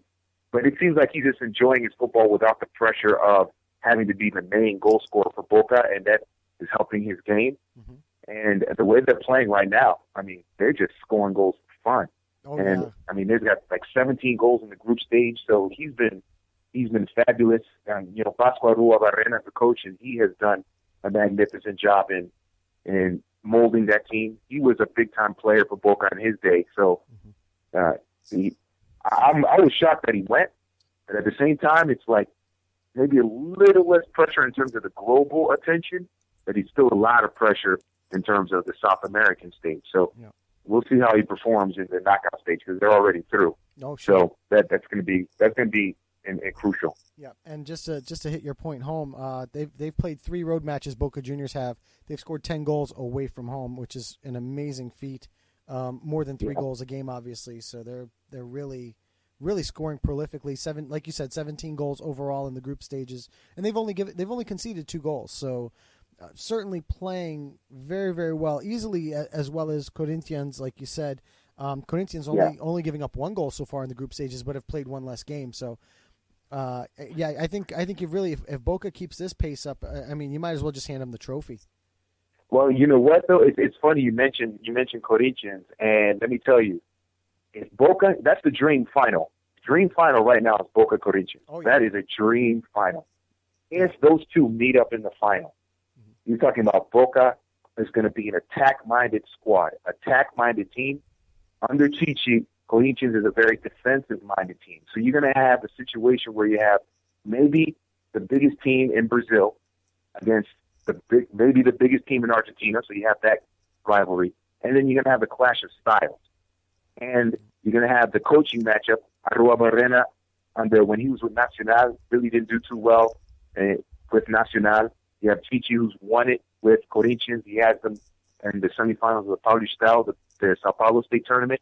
So a lot of contrasting factors and a lot of storylines if Boca and Corinthians make it to the final. That's the dream final that everybody wants to see. If that happens, and if they were to put those games on pay-per-view, I'd pay to watch those games because just the contrast of style is going to be amazing. Boca, attack-minded. They're going to go after goals. Chichi likes to play more defensive, get the result, get the counter-attacking going, and that would be something special if those two can link up in the final. Yeah, it'll be primetime TV for sure. I just got a question sent to me before I ask you my last one, and that was, Have you recovered from wearing that Man U jersey? Yeah, I did. I did because I did. I mean, I had to take like 5 showers, but I did because the Nicholas Garcia, who's one of our social media experts, if you will, he works on the social media side. He's the Manchester United fan that I made the bet with. Well, Arsenal just knocked out United in the FA Cup, so he had to wear an Arsenal shirt for a week and put it on his social media account as his avatar. So that helped me to recover from having to wear that wretched shirt. So yeah, it was that was some sweet revenge right there. Yeah, I did not hear the end of it though for a week though with that shirt. And it was worse. They put that picture of me on the extra with the shirt. That was even more embarrassing. But hey, when you make a bet, you have to honor it, even if you lose. So, but it made up for the fact that Nick had to wear the Arsenal shirt. I know what you mean. I'm a big Cowboys fan, and I made a bet. I went to Giants Stadium to watch Cowboys Giants, and I made a bet with a Giants fan, and I had to wear a Giants jacket all the way home. And Like you said, I wanted to light a fire on my body just to get rid of it. But, yeah. Oh my goodness. Oh yeah, that's when you're a Cowboys fan, you got it was uncomfortable. I feel you. Yeah, I feel your pain. I definitely feel your pain. Basically, anybody in the NFC East, if you have to wear their jersey, it's bad. Yeah. I feel you on that one. I would have gone to jail instead of wearing the Eagles one. That's for sure. Oh yeah, for real. Yeah, I understand that. As a Dolphins fan, if I had to wear any Patriots or Jets or Bills, I'm like, I'll just go to jail. Forget it, man. Yeah. I'm like, I can't. It's not worth it. Yeah. That's the beauty of sports, though. You make these bets, you honor them, and it just builds character. We'll put it that way. Yeah, characters. Yeah, one way to put it, I guess. Oh yeah. My last question, since we're talking about the Libertadores, the availability of the Libertadores tournament in the United States is a little limited. Right now you're kind of just getting it on Fox Deportes. Any hope that maybe BeIN one day looks at that, especially with the Copa America coming on board this year, that maybe they could add the Libertadores tournament? It would make for great nighttime television during the week. Yeah, I would love that. I've mentioned it before, and I mentioned it that we could get Libertadores, and the answer I got was, well, that's still a long time coming. It's a process. I think that they want to do it, and especially like you said, great nighttime entertainment. We could do it in both English and Spanish. Yeah. We have people here who can. I read Spanish, so I can catch up on. I can research through the website. Obviously, other people here as well. Mm-hmm. So it would be great. I would love it. I would love every minute of it to do Libertadores games at night. So it would really boost the profile of the tournament if we could have it here at BeIN Sports, and then obviously do it bilingual. But from what I've heard, Fox is not going to let that go. That is a huge moneymaker for Fox Deportes. Yeah. Unfortunately, they don't really do anything on the English side, which is, I think they're missing out on an excellent opportunity. Oh, but on the Spanish side, it's a massive moneymaker. So, definitely. For BeIN to get it, it would take significant funds. Not as much as La Liga, obviously, but it would take some significant funds. But I'd volunteer to do those games in a heartbeat. I was going to say, it would be worth the price of admission just to send Phil and Ray down there to do something at the Bombonera. Oh my goodness! And Ray is. He loves Boca Juniors. I know. He ever since Riquelme, he loves Boca Juniors. Yeah. And when we were at Gold TV, we were all at Gold TV, and we had Argentine League, man. He loved doing Boca Juniors in games. So if you saw him get emotional during the Clásico when he went to Barcelona, imagine when he goes to Argentina to Boca Juniors. Oh my God, he loses his mind. That is some good time, must watch television for sure. Oh yeah, no doubt about it. It would be worth the price of admission right there. So. Oh yeah, I definitely would. Well, it'd have to come out my check, but I'll ask my mom for the money or something like that. Yeah. I just want to mention. Yeah. I just want to mention here. Go ahead. Yeah. I'm in South America, and here it's huge. I guess the advertisement of how the Copa Libertadores is, and Fox has been holding on to that for the last 20 years. Mm-hmm. So yeah. Fox, I'm not gonna criticize other networks, but they need to do something in English. They really do. Especially in the States. Especially in the States, and now there is a huge bilingual contingent, population in the States. They know Spanish and English. So you cater to them, and you could, you double your viewership, and, with some right packaging, it will work. So it's, even if they don't do the group stage, even if they did knockout stage in English and Spanish, it would really be a good idea. It would be amazing. We'll Absolutely. see. Absolutely. Yeah, I would. I love working at BeIN, but I'd volunteer to do the Libertadores freelance. Yeah. There you go. Trust me, I believe you, man. That's definitely, it would be worth it for sure. So, George, I want to thank you for taking the time out of your schedule to come and join us tonight. We really, really appreciate it, and hopefully, you come back sooner than the last time. 5-6 months was way too long to keep you away. We need to have you back sooner than that. Oh, well, thank you guys. I definitely appreciate you guys having me on, and anytime y'all need me, let me know. I'm down. I'm definitely down. You bet, man. Thanks again. Okay. Thanks. Thank you guys. You guys take care. You too. Good night. Okay. Good night. All All right, that was George D Metellus from BeIN Sport. Man, he's so awesome. You know, Rob, I was thinking back to this, and Mike obviously as well. When we really first started our run of great guests, it actually started with him. He was the first one. We had him on, I think it was 1 or 2 weeks before we had our 1-year anniversary show with Jeremy St. Louis and all those guys, that big show that we did. He was the first. George was, and he's so excited, especially when you talk to him about South American football. And every once in a while, when you watch BeIN Sports and he's on one of the shows, and they start talking about South American, especially Brazilian football, which is like his wheelhouse, he gets so excited about it. You can just see it, like his entire posture just perks up. So I'm glad we're in the middle of that tournament right now, where we're starting to wind down the group stages, and we're able to bring somebody like him on. And while we were talking to him, all the great supporters of our show, like Jota Bernabe, Roy Neymar, and Ralph Hanna, were retweeting the fact that he was on talking with us. So that was we appreciate those guys doing that as well. So, Rob, I'm just going to throw it back over to you just to give me some thoughts on what he had to say about Libertadores. No, definitely insightful as always. It's glad to have someone not based in South America, but based in the United States to talk and have that vast knowledge of South American soccer. So I'm easily impressed, and I hope we have him sometime in the future. Yeah. One other thing I forgot, I didn't get a chance to mention is, and thanks to Mike for looking this up for me, we were talking about the Copa America.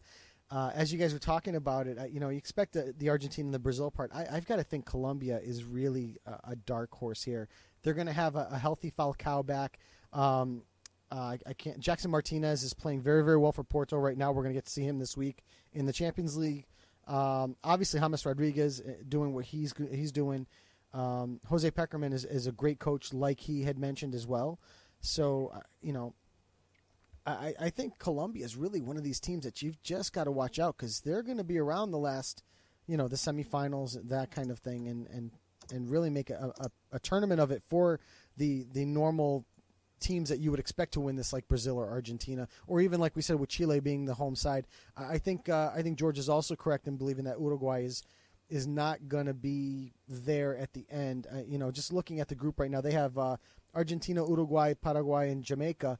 And right now to come out of the group, Argentina is 6-17, Uruguay 7-2, Paraguay 16-1, and Jamaica is the long shot on the entire board at 40-1 to come out of the group. I think Uruguay's got to watch out for this Paraguayan side. And not being a homer for Rob, but Paraguay is a decent side and could cause some trouble here. So. Oh yeah, absolutely. Yeah, Mike. Any closing thoughts there before we actually head to our next guest? No, I really like George. He's got a good sense of humor, and obviously he's really knowledgeable. Yeah, he makes you so comfortable when he comes on the show to talk about these things that it's just he's a joy to have. That's for sure. So let's. I do know that our next guest is ready. So why don't we bring it back across the pond before we hit our MLS coverage and our Champions League and Europa League coverage, and we'll bring Zed on and talk. What do you guys think, Mike? Any objections to bringing Zed on now? No, go ahead. All right, let me. No, let's do it. Yeah, let's see if we can get Zaid added on here quickly, and we'll get to close out the Manchester United, Manchester City, Manchester Derby discussion. And kind of put another one in the books and move forward from England here. So hopefully we'll have him on in just a second. And Zaid also is a pretty happy guy, as he's a big United supporter. So certainly a grin across his face when he messaged me yesterday. Oh damn! Well, I didn't know that. I'm out of here. I knew you were going to say that. But when I messaged him yesterday, talking about coming on. I think I said to him something along the lines of, "You're grinning ear to ear still, aren't you?" And he's like, "Oh yeah." So he was pretty excited, and for some reason he's not connecting here at the moment. So let me try that again. I'm gonna just shoot him another quick message. And Rob, I don't know if you wanted to add anything else about the Libertadores discussion, especially about Corinthians and Boca Juniors. Currently the two favorites to go ahead on this one, don't you think? Yes, absolutely. Both teams have been doing amazingly well in the tournament so far. And but I guess going back to what George said, it's a tournament where no matter what the seeds are, the 1 through 16 numbers don't matter. No, they don't. They don't, and that's the great thing about this tournament. Like you guys both said, it's just there's really not necessarily no rhyme or reason, but it's it's anybody's tournament, as we saw last year, like we said with Nacional and San Lorenzo. It's going to be taken to the finals. So, joining us now on No Limit Football is Houndsports' Zaid Khan. Zaid, I would imagine you are a happy man after yesterday's Manchester derby, don't you think? What an absolute release, mate. It took 122 weeks to get that victory over City, and it was completely worth it. I'm sure it was certainly a long wait. I think it was the first time in 6 matches, I believe, that United had beaten City in the derby. So give us your thoughts, about how the match went, I guess, from the Manchester United perspective. What were your thoughts? The way Manchester City started the game, like coming out of the blocks, firing on all cylinders, I actually sat in my couch just saying, please, no, not again. But after that Sergio Aguero goal, I think it just gave United the boost they needed, like sort of a kickstart. The lads rolled up their sleeves. Ashley Young got the equalizer, and after that it was just a display of pure dominance by United. Mm-hmm. Goal after goal after goal, and City just couldn't do anything about it. Even though 2 of them were offside. Sorry? I said even though 2 of them were offside. They were debatable, but then you also have to credit the fact that City didn't show any sort of conviction or hunger to actually combine into the game. I have to admit that it was for the first time that I actually thought that City, at any point of time in the match, I thought that City, I never feared that City will actually stage a comeback.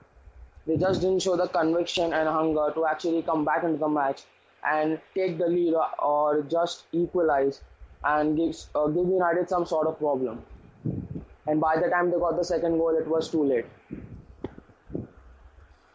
So moving forward, this is a question that we obviously just asked George D Metellus, who's an Arsenal fan. Do you feel like United can challenge Chelsea for the title, or do you think that it's really Chelsea's and probably all wrapped up at this point? Anything can happen in football, but at this point in time, I feel that it is Chelsea's to lose. I mean, if United go to Stamford Bridge next week and win, they'll probably they'll close the gap. But I think that we are 2 games a bit too late in order to give Chelsea a fight for the title. Okay. Yeah, like I had mentioned to George, Arsenal, I think, is in the best position having to face both Chelsea and Manchester United before the end of the season. I think Manchester, at this point, would certainly need to get a little help to get there. But I do think Arsenal probably has the best ability to go ahead and and possibly get back involved into it. So it's certainly going to be interesting to see. But like I had said before, these 3 teams could easily make a mess of the title moving back forward. So let's talk about the transfer window coming up. Obviously, Manchester United is playing much better football. We're seeing them really perform well at this point.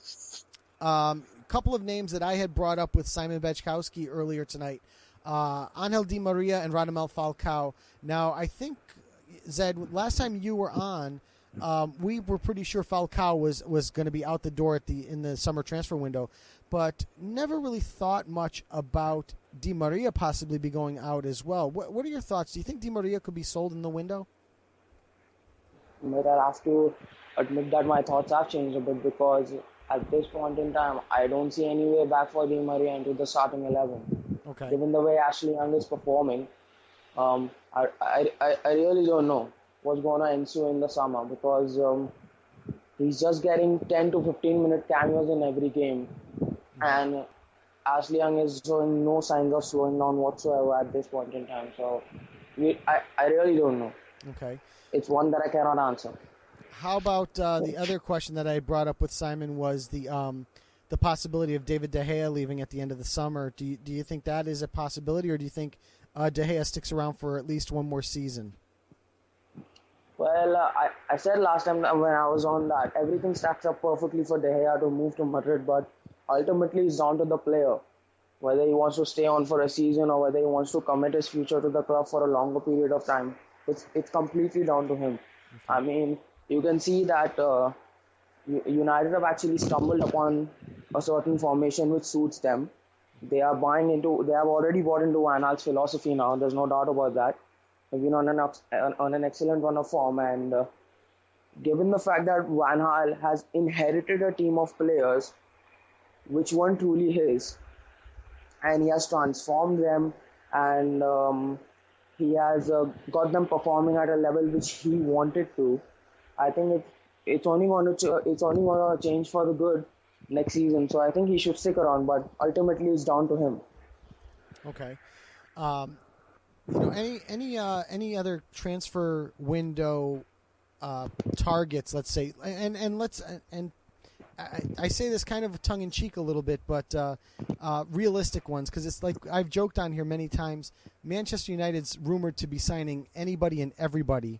Are there 2 or 3 names that maybe we're not hearing about, but none of the big names like the Paul Pogbas of the world and that sort of thing, but some of the more serviceable pieces that United might be looking to add in the transfer window?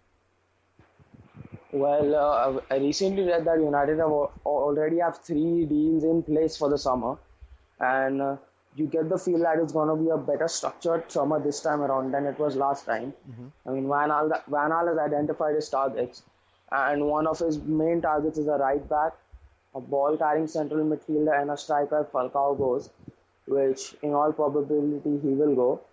And I think Nathaniel Klein, he's one of the primary targets, and I think he's one of the most gettable targets, because he's by his own recent admission that he wants to play Champions League football, and United are in pole position to qualify for the UEFA Champions League next season. Mm-hmm. I feel like Nathaniel Klein is one of the main primary targets, which I think we've already wrapped up, because I've heard that we've already got 3 deals in place for the summer.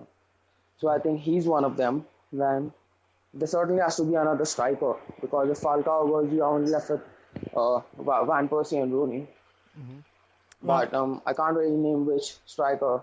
Like I can't really pinpoint which striker United will go for, because there are plenty names sprung up like Lacazette, Cavani, lately Lewandowski, as you said, we're linked with almost every player on the planet. Right. And in case of central midfielders, it's a bit of a sticky spot, because Louis Van Gaal's first preference was Kevin Strootman. But given his injury-prone nature, I don't think United will touch him as of now because of his injury-prone nature. But then, and Paul Pogba, you never know. He might come, he may not come. Juventus may sell him, may not sell him. I'm still at the camp that Juventus is not selling him. I'm kind of with David Amoyal, who we had on a few weeks ago, who said that it's not likely that he will go in this transfer window, that he would go in maybe later on. But again, Juventus is not traditionally a selling side, so I don't, and part of it is just my heart talking, but I just don't see Paul Pogba going, especially with Vidal kind of falling off of form a little bit since his knee injury troubles at the end of last season. So I think Juventus, given their success in the Champions League this year, are probably looking to keep Paul Pogba more so than anybody else, just so that they can continue their great run of form in the league.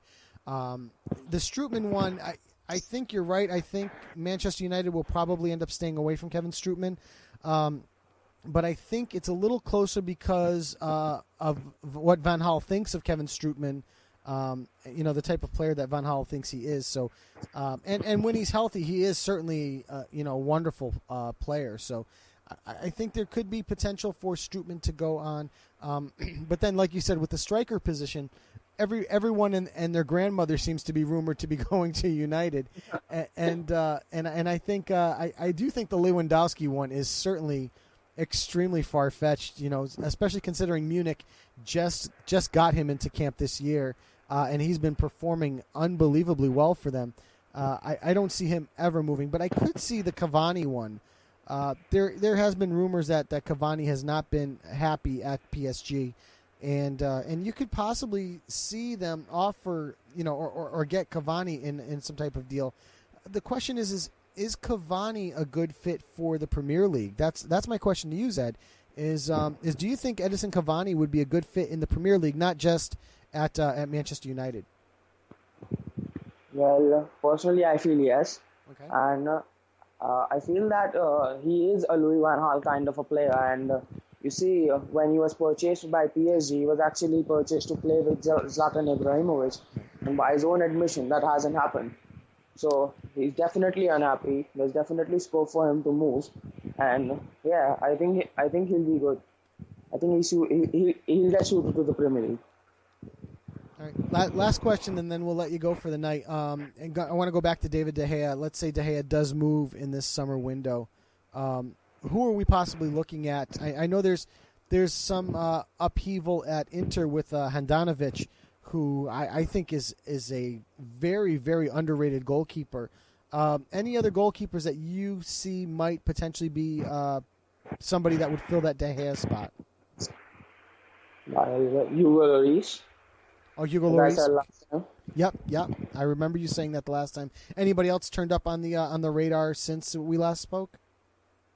Ben Leno, Neto, that Fiorentina lad. Yes. Yep. Neto's definitely would be a good option. He's a fantastic goalie.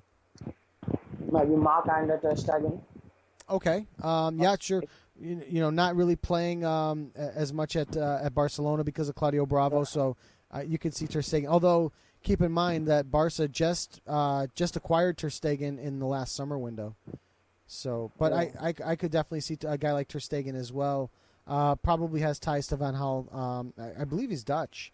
So, would certainly have the ties to Van Gaal. Oh, he's German. Is he German? See, I thought he was Dutch. I don't know why. You know what?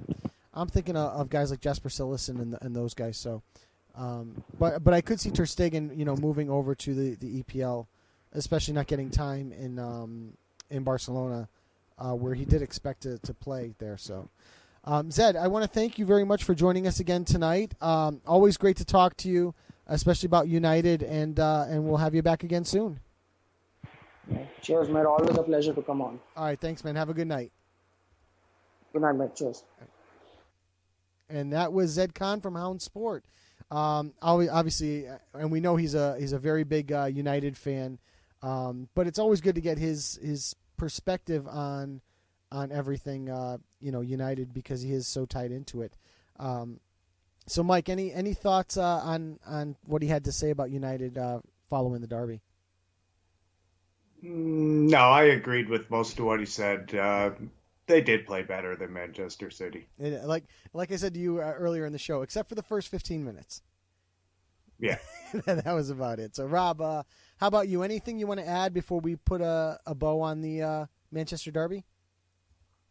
No, nothing as well. He definitely did hit the nail on the head with his insight about the Manchester derby. So, yeah, hopefully for I guess a new and better one next season. Definitely, no doubt about it. So, Mike, I'm gonna give the keys back to you to go and run down our MLS coverage, and then we're gonna make some predictions to close out the show. So, Mike, go ahead. All right, it was our first DGW week in the MLS, double game week for Vancouver and Columbus, and they started out with a 2-2 draw on Wednesday night, I believe it was. It was Maddox and Rivero for Vancouver and Kai Kamara with 2 goals for Columbus, and they did finish 2-2. On Friday night, this one is a bit of a shocker to me. It was FC Dallas 0, Colorado 4. Believe this or not. I'm sure you were both surprised. Power, Cerna, Torres, and Badgie for Colorado,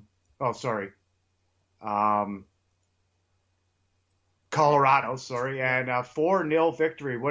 Colorado's first victory of the season against a hot coming into the game in form FC Dallas. What did you guys think of that one? Well, I was surprised that Colorado actually knew where the goal was. Yeah, 4 times. 4 times. Yeah, because they had not scored at all. Those were their first 4 goals of the season. Right. So, and against FC Dallas too. So that was a pretty surprising result. Mm-hmm. Good for Colorado, I guess. I think it was 18 games maybe without victory.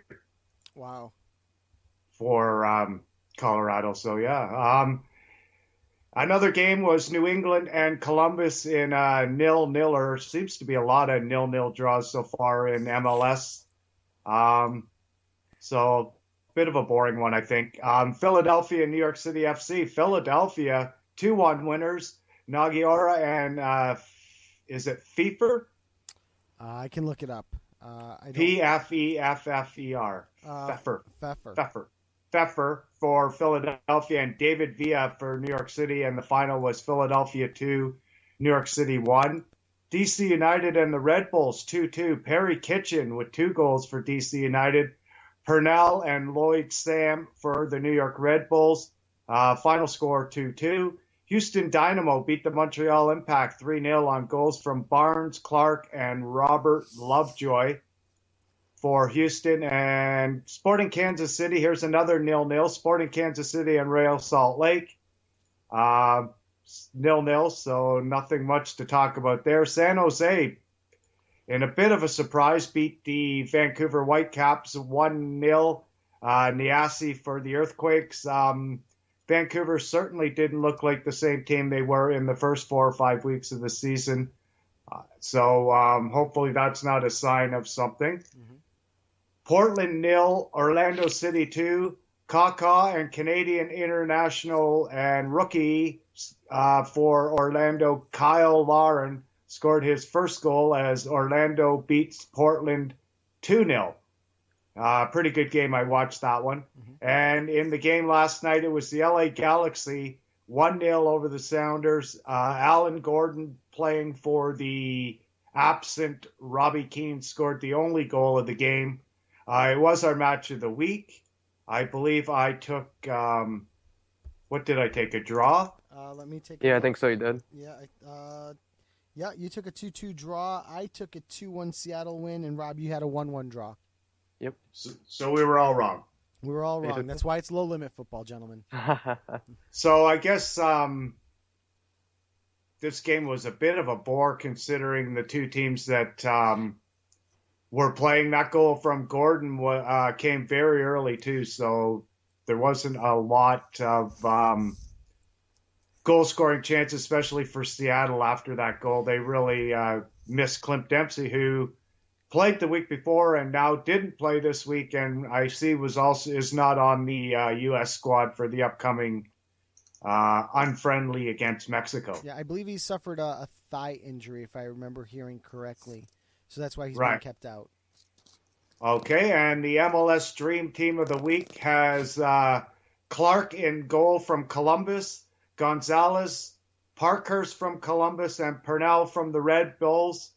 In the back line, it was Dylan Powers from Colorado, Perry Kitchen, Justin Miram, and Robert Lovejoy, the rookie for Houston Dynamos, who scored his first goal of the season.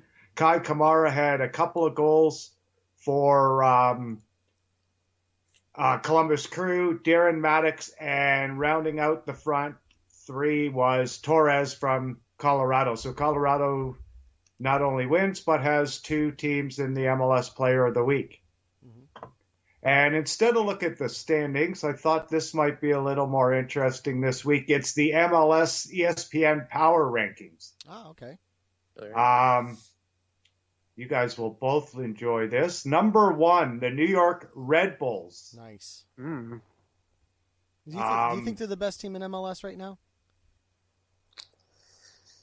They haven't lost a match yet. Only them and Salt Lake. I think they are, yeah, because LA's really hasn't been playing very well at all. Mm-hmm. Seattle's off to a bit of a slow start. So, yeah, I think actually they are, even though they're in the side that the conference that usually doesn't have the best team. Yeah. See, up until Vancouver losing this weekend, I probably would have taken Vancouver as the best performing team right now in MLS. Well, surprising you said that, Antic, because up until this weekend, Vancouver was the number 1 team in the MLS Power Rankings. Okay. And Dallas, I would say Dallas is third then. I would say you're not right. Oh, fair enough. Yeah, according to this poll, not according to me. I guess that loss to Colorado is why they really dropped. Sure. Right. Let me just see where they actually were only in fifth the week before. So number 2 is DC United. Okay. They were number 3 the week before. Number 3, the position you mentioned, is actually Real Salt Lake. Okay. That's another team that hasn't lost a match yet this season. And yet to concede a goal on the road. Mm-hmm. So they haven't got a lot of goals so far, but they're also not giving up a lot of goals. So I guess we'll see what happens over the next few games, whether they can maintain that position. Vancouver Whitecaps dropped from number 1 to number 4. Kansas City is in number 5. FC Dallas, number 6. The Galaxy, surprisingly, I guess the 1-0 win is enough to move them up 3 spots to number 7. 7th in their own division also. Yeah, it's weird, but I think a little bit of past history comes into play on that one. Mm-hmm. Definitely can't be just based on this year's form. Right. Number 8 is Columbus, no change from the week before. Same with number 9, New England. A big move up this week for the San Jose Earthquakes, up 4 spots to number 10. Number 11, and a big drop this week of 5 spots, so a 1-0 loss does mean a lot because the Sounders are down to number 11. I bet you that's the lot. They have been number 11 on a power list probably since they entered the league. Right. No change for the Chicago Fire in number 12. Orlando City up 3 spots to 13. Houston Dynamo with their 3-0 win over Montreal up 3 spots to 14. The Toronto FC in 15th spot, having 2 off weeks already. So actually, any other time you would say 2 off weeks at this point in the year is probably bad, but giving the injuries to their defensive core, maybe these 2 weeks actually came at a good time, especially if both of them can get back in the lineup this week, Perquis and Codwell. I haven't heard anything, though. Okay. Number 16, Colorado Rapids. 17, Portland. 18, Philadelphia. 19, New York City FC. And the worst team, according to the power rankings, number 20, and CONCACAF Champions League finalists, the Montreal Impact. Also, the only team that have not won a match yet this season. And also, I don't know if you guys heard, and I don't know if it really means anything given I don't think he's been informed for a couple of years, but they've signed Kenny Cooper. I did see that. I did see that happen this week, and like you said, not really anybody informed. I think they probably make the move though, just because of their involvement in the Champions League. I think they've really put all their eggs in the Champions League basket, and they should. It's great to see them there. And again, the last team that made it was I think it was 2007 Real Salt Lake. So it's been a while since we've seen success for MLS in this tournament. And I think they've put all their eggs in that basket, hence the signing of Kenny Cooper, and also hence the reason they probably haven't won a match yet this season. You'll probably see them perform a little better once the tournament's over in a couple weeks. Yeah, but I don't think you could really make a case that the Champions League has affected anything, given it's only, 2 games they played since the season started. It's not like the European Champions League where it's right in the middle of the season, or the whole season long, it's going along with it. This one's 3-4 games is all they're going to really be affected. Right, exactly. So good for them, I guess. Hopefully they can turn around their league form a little bit anyways. Yep. And one other news note that I want to add is just came over the wire a couple hours ago.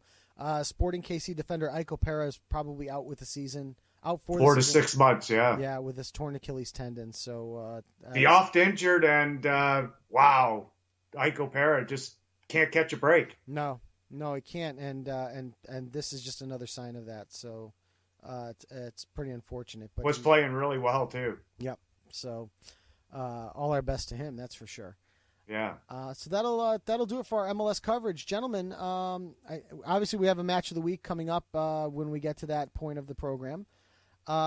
But Champions League. Let's head back over to Europe quickly, gentlemen. We do have the Champions League coming up this week, the quarterfinals, where we've got 4 matches this week, 2 tomorrow and 2 on Wednesday. I know we're going to just kind of breeze through these quickly. Do we want to make match score predictions, or do we want to make winners? Winners between. Actually, no. We've kind of talked about winners. Just two winners because of being 2 legs. I think. Fair enough. Yeah. Just match winners then. Yeah, because I hate in the second game, especially when you got the right team that goes through, but the score might have been a draw or whatever. So, you know what I mean? Yeah. So you just want to pick who's going to advance from this matchup. This is a 2-leg game, right? It is. Yeah. So let's just pick this leg and then make our next prediction after we know what these results are. Fair enough. All right. So let's start with the matches tomorrow. Let's do the easy one first, or at least I think the easy one is the Juventus-Monaco matchup. They are playing this match in Juventus Stadium. Juventus, I think, is the 4th choice on the board to move through to the finals at this stage, with actually ahead of Real Madrid. I think Barcelona, Bayern Munich. I could be wrong. I think it's Real Madrid and then Juventus are the top 4 choices to move through to the finals. So, just for tomorrow, I believe no Paul Pogba, no Andrea Pirlo, but Juve has really been gearing their league play, now that since they've wrapped up the league, they've really been gearing their league play towards getting guys some rest and also getting some guys some game time that they feel they would need to just by watching. And the Irish luck of the draw for the Italian team too, no? Yeah, this was best case scenario for them, I think, in terms of drawing Monaco. No doubt about it. I think this was even a better option for Juventus than drawing Porto. I think Porto would have been a much tougher matchup for them. So I guess I'll go first as the Juventino. I will take Juventus to win this match tomorrow, and I'm going to say 2-0. Mike, you want to put your hat in the ring? I'm taking Juventus to win tomorrow. You want to give us a number? Nah, 2-0. All right, and Rob? 2-0, Juventus. Right. Looks like we're all going 2-0 Juventus. Second matchup tomorrow, which is going to be the one that's going to be on everybody's mind, is the Atletico Madrid-Real Madrid, the Madrid derby. And currently, I believe, and correct me if I'm wrong, gentlemen, I think Atletico has won the last 6 matchups between these two teams. They've not lost against Real Madrid in the last 6. Yeah, so Ancelotti's really having trouble trying to crack this this Atletico side, and this is going to be played at San Mamés tomorrow. And Diego Simeone says that Mandzukic will play. And Mario Mandzukic will be playing. Okay, so that's another boost to them as well.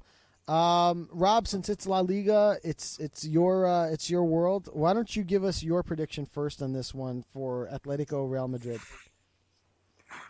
2-1 Atletico. 2-1 Atletico. And I have to correct myself. I said the San Mamés. It's actually the Vicente Calderón. San Mamés is Sociedad, I think, right? No. San Mamés. Yeah, I'll let you look that up. Mike. It's Bilbao. Bilbao. I'm taking Atletico Madrid 2-1 also. All right. Then I'm going to be the contrarian, and I'm going to take Real Madrid 2-1. I'm going the other way. I think this is where Cristiano Ronaldo kind of turns it up a little bit and shines through. So I'm going Real Madrid to actually pull the road victory here. Let's head over to Windays. And this says the marquee match of the round, right?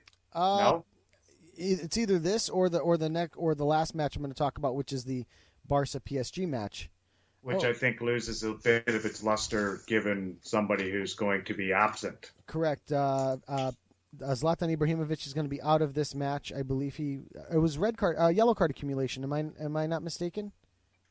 I think it was a red card. Oh, no, you're right. It was a red card at the end of the last match. So he will be missing from this one. Let's talk PSG Barca.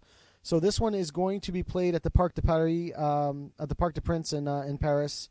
For me, Barca, especially at this tournament in this competition, has really been playing lights out. I'm going to go first. I'm going to take Barca with a 2-0 victory on the road in this one. Mike, do you want to go? I think PSG is in a especially given the form that Ibrahimovic was in. And now getting suspended during that Chelsea match. I'm not so sure PSG could have won anyways, but I definitely don't think they can win now. Putting a lot of pressure on Cavani, I think. I'm going to take Barcelona to win 2-0. Okay. And Rob, Barca PSG, since it's your team? No Verratti, no David Luiz, no Thiago Motta, no Zlatan. I think advantage is at Barcelona, 2-1. 2-1. Okay, you're actually going to give him credit for a goal. That's pretty big. But I got to say, 2 away goals for Barca in this one, if that's going to be the case. That's all over but the crying for sure. Last match, Porto Bayern Munich, first leg in Porto. Rob, I'm going to let you go first in this one. Bayern 2-0. Okay, Mike? Yeah, Porto has no chance in my mind. 2-0. I'm going to actually go 1 goal better and go 3-0. I think you guys are both very, very right. There's next to no chance in this one for Barca. I mean, I'm sorry, for Porto to really put up a fight and again talk about another team. But you're right though. There's no chance for Barca in that one either. That's true. There is no chance. For We'll see what happens. But no, I mean because they're not playing that game. Right. So that's I'm taking Barca to win. I meant they're not in the Porto Bayern match, so they can't win it. They have no chance in the Porto Bayern match because they won't be playing in the Porto Bayern match. Exactly. Yeah, so I don't think Porto has much of a chance. Munich has been playing very, very well. And one of the differences here, gentlemen, is it doesn't seem to me this year like Munich turned off the light switch like they did last year. We talked about it sometime in March last year where Bayern had already wrapped up the league completely and it seemed like they just turned off a light switch and they could never get it rolling again and they got bounced out of this competition. I don't see them playing quite like that this time around. Although, if I remember after the winter break, did they not lose their first game back? And we did talk about whether that was the case. We did. But I think right. I also think that the 7-1 drubbing of Shakhtar Donetsk in the round of 16 was certainly a sign that they have not turned that light switch off. I want to add that Liam in Twitter has added Juventus 3-1 over Monaco. He is taking Atletico 2-1 over Real Madrid. He is taking Barca 3-1 over PSG, and I guess a very tight match at the last one. He's taking Bayern in a very close 6-0 victory over Porto. So I think he's probably going to be closer than my score. He probably is. So I'm just going to favorite and retweet his selections because I think they're certainly worth doing. Let's move on to Europa, gentlemen, real quick. We'll breeze through the Europa leagues, and obviously next week we'll see how we do. The Europa matches are going to be on Thursday, and quick fire on this for all of us. First one we'll go through is Sevilla, Zenit St. Petersburg. Rob, I'll go to you first. Sevilla, Zenit. What do you think? And this is played in Sevilla, by the way. I think I got Sevilla 2-0. 2-0, okay. Mike? Can I just say I hate Europa's League and I hate the fact that Manchester City might have to play in this crap. I was gonna say hate it all you want now, but I won't watch it. Come next year. I hope that if I was them, I'd refuse to play it. Ugh. Okay. Right, so now that you've got... And given that what I just said, I really don't follow a few of these teams very well, but I'm going to take the Spanish team. All right. So Sevilla, what do you want to do for a goal for a number on that one? Rob, you had Zenit, right? 1-0. 1-0 Sevilla. Rob, you had Zenit, right? Yes, I did. Okay. I'm taking Sevilla as well, Mike. I think 1-0 is probably... I'm probably wrong. I almost want to put a 2-0 on there, given the way Sevilla's been playing in league. They're in a pretty good form right now. So well, we're both on the under then. Yeah, we are. So we're both taking the under. In the one matchup that we probably don't know anything about any of the teams, Club Brugge, Dnipro. I'll go first. I'll take Dnipro, and even though they're playing at Bruges, I'm going to take Dnipro 2-1. They're not from the Flintstones, Joe. Just don't mix it up. Yeah, it's not right? Dino. Yabba dabba doo. All right, Mike, since you spoke up, Club Brugge Dnipro, give me a number. Oh, I've heard of Club Brugge, so I'm gonna take them. Okay. 2-1. Okay, and Rob? 1-0, Dnipro. 1-0 Dnipro. Okay. Now let's move on back to teams that we actually know about. Dynamo Kiev and Fiorentina. Rob, I'm going to go to you first. I got Fiorentina. I got Fiorentina for this one. All right, 1-0 Fiorentina, and they are playing this in Kiev. So, Mike, do you want to put your hat in the ring on this one? Yeah, I'm going to take 1-1. 1-1. And I'm going to take Fiorentina 2-0. I think Mohamed Salah has really been playing well. Even though they were unfortunate to lose 3-0 to Juventus in the Coppa d'Italia, I do think that they're going to have way too much for Kiev in this one. Last match, Wolfsburg-Napoli. This first leg is being played in Wolfsburg. So if you want to go ahead and put your... you know what? I'll go first. And I'm going to take Wolfsburg 2-1. So, Rob, how about you? Ooh. Yeah, Wolfsburg 2-1. 2-1. And Mike? 2-0 Wolfsburg. 2-0 Wolfsburg, okay. So that'll do it for our Champions League and Europa League predictions, gentlemen. We'll see how bad we did next week when we tune back in. How bad? So let's go to well, we've got the week ahead. We're already here. So in terms of the week ahead, we've chosen some matches that are of interest of watching. Obviously, all the matches in Europa and the Champions League are going to be worth watching.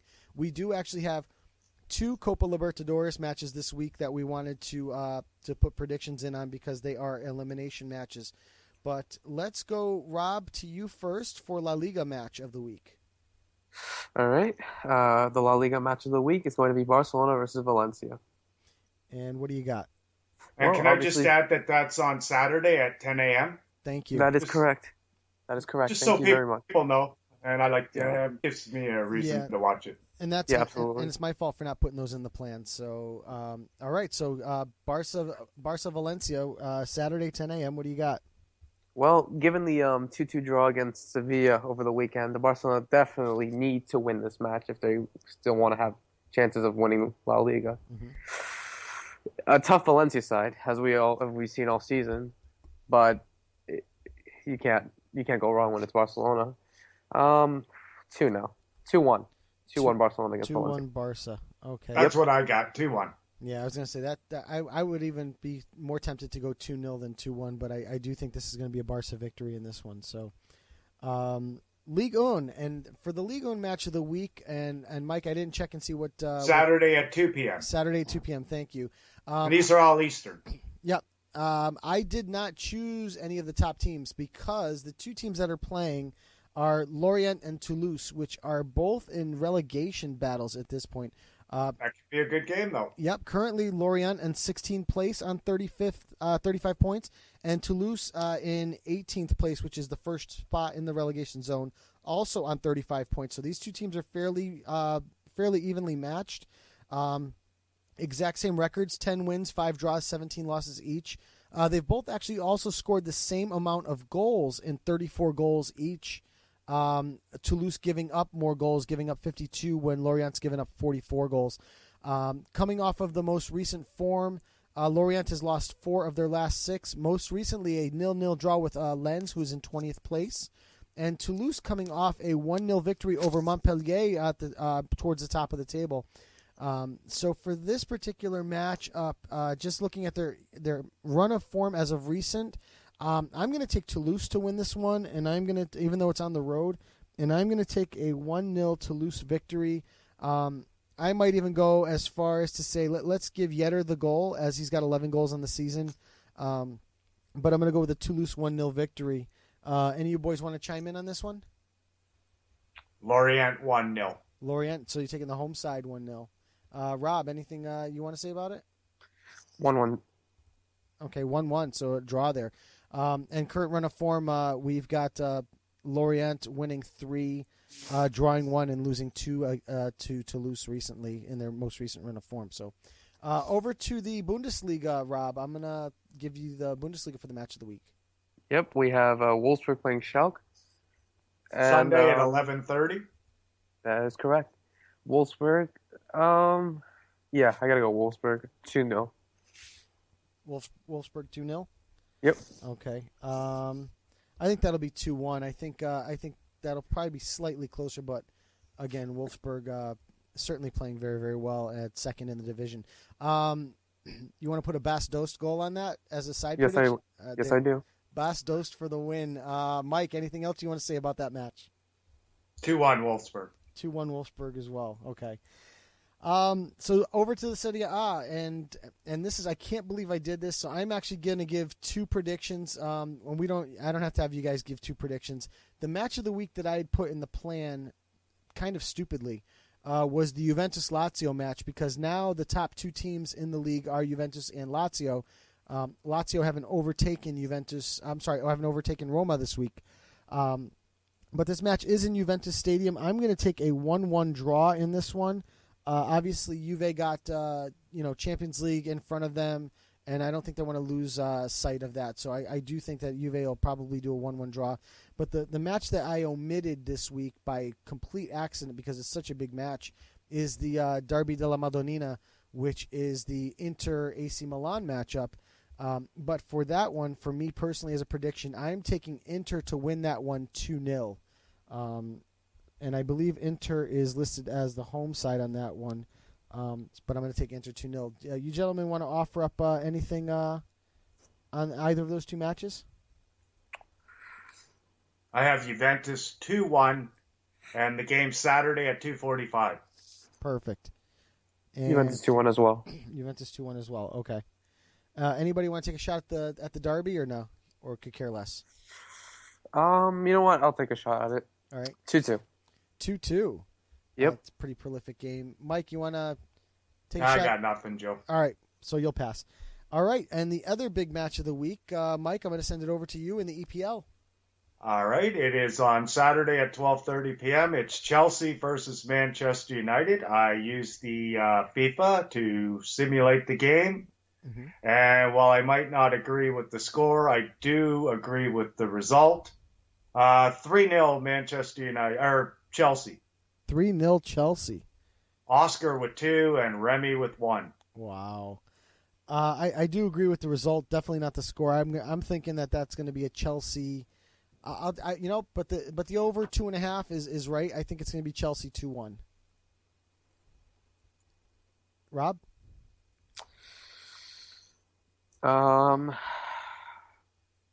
Yeah, Chelsea 2-1. All right. Mike, go back to you because you've got the MLS game of the week too. And this is going to take place Saturday night at 9:30 p.m. RSL, Real Salt Lake versus Vancouver Whitecaps. And I did simulate it again. And Real Salt Lake 1, Vancouver 0. Wow. I'm going to take a 1-1 draw in that one. I think Vancouver certainly is a decent side, and although they have not lost in so far this season in Real Salt Lake, I think that trend will continue, and I'll go 1-1. Rob, I don't know if you want to. No Pedro Morales. 1-1. 1-1 as well. Okay. Yep. I just want to add in there that Liam is adding in Twitter that it'll be 2-1 Chelsea. An Eden Hazard penalty and a Loic Remy goal. By the way, his name is Clinical Costa, so you know where his allegiances lie. I just want to let you guys know that. All right, and then for two more matches, or the last two matches of the night, two matches going on the Copa Libertadores this week, which are. I always thought it was Costa needs a clinic. I'm going to need to rewrite that. Reread that. You'll have to check that out. But two Libertadores matches. That are really elimination matches. We have, and I forget the groups, and I closed out my window. The first one is the Strongest versus Emelec, and I don't know, Mike, if you have any times for those matches or dates, or I can just actually call everything back up again. So, sorry, Joe, I was just reading a Twitter message from our friend Gary or Stephen Codwell. Sorry, what was your question? It was if you had the times for the Copa Libertadores matches. I do not. Sorry. Oh, that's okay. I will try to get those. I will effort those rather quickly. But like I said, the first matchup that we're talking about is The Strongest versus Emelec. Emelec currently first place in Group 4 of the Libertadores competition, and Strongest is in third place, but they're only separated by 1 point. I will get the matchup for the week and let you know roughly what time that is. Let's see here. If I just bear with me 1 second. That is going to be Wednesday the 15th at 4:30 p.m. Eastern. So I'm going to take Emelec in this one. I'm going to go with a 1-0 Emelec victory over the Strongest. Rob, do you want to add your 2 cents? In the altitude? Yes, it is at the Strongest. 2-0, the Strongest. 2-0. Yeah, how do you bet against a team called the Strongest, Joe? I'm taking the Strongest. No, especially that's one team that's playing 12,000 feet above sea level. Right, they're at altitude. Yeah, no, I got to tell you, this is like horse racing. I'm taking the name, the Strongest. All right. Well, give me a score. 2-0. 2-0 as well. All right. And the other matchup that is an elimination matchup is Sporting Cristal versus Guarani. This one is being played at Sporting Cristal. I just want to see what group these guys are in, Rob, unless you know it off the top of your head. I'm just let me see if I can get to it real quick. Group 8. Is it Group 8? Yep. Yeah, it is. It is Guarani on 8 points, Sporting Cristal on 6 points. Both teams behind Racing Club on 9 points. And we saw Guarani this week play Racing, last Tuesday. So this particular match, Guarani's Sporting Cristal, like I said, is being played on Tuesday at 8:15 p.m. at Sporting Cristal. But Rob, I'm rooting for the Paraguayan side, so I am taking Guarani, and I think actually a draw gets them there. So I'm going to take a yes, that's correct. I'm going to take a 1-1 draw in this one. So how about you, Rob? I'm going for the Paraguayans, 1-0. 1-0, and Mike? I'm going to go 1-1. 1-1 as well. All right. So, and can I just say that Stephen Caldwell has said he is ready to go this weekend. Oh, fantastic. So he'll be back on the pitch. Full steam ahead. Excellent. That's good news. Nice. And that's big news for Toronto FC, that's for sure. Yes. So very happy. All right, gentlemen. So we've made our predictions of the week. We have one more order of business left before we close out the evening, and that is the trivia question. So, right. Mike, give it to us again just to make sure. We need to get the what's the show called? Jeopardy. Yeah, we got to get that. Yep. Yeah, I'm sure. Listen, if I play Jeopardy, it'll probably the show will probably be blocked in like Yugoslavia or something. So. Okay, so name. Oh, sorry, Rob. No, nothing. Okay, name the 4 non-European internationals who have finished as Premier League season as top goal scorer. Okay. So I think we've got 2 of them. All right, so why don't you give one and then let Rob give his? All right, I'm going to give the easy one, Rob, because I said so. And I'll take Luis Suarez to start. Wrong. No, okay. He's right. I was going to say, that was last year, wasn't it? Rob, you said you had 2, so I'm sure Luis Suarez was 1. Who was your other one? My other one was Sergio Aguero? No. Really? I thought he was the year before. I had Sergio Aguero written down as well. Wow. Now, this is non-European, you're saying? Non-European. Yeah. Non-European. And you've heard of all 4 of them. Oh, I'm sure I must have. Oh, God. Let's see. This is not cool. Top goal scorer, or is it like top 5 top overall? Top goal scorer. All right. Led the Premier League in goals. Only 4 non-Europeans have done it. I'm going to throw a crazy one out there. Yeah, me too. Samuel Eto'o. No. Okay. Carlos Tevez. Yes. Oh, okay. Damn it. Tevez. All right. Tevez, the other Argentinian. So we've got Suarez, Tevez. Drogba? No more S's. And Didier Drogba. We have 3 out of the 4. All right, one more. This one is the hardest one. For sure. I'm gonna throw Liam's in because Liam just tweeted 4 names and he tweeted Drogba, Suarez, and Tevez. So the last one, unless he's cheating, is Dwight York. That's correct. So wow. Either he was cheating and he looked it up, or the man, he's a legend.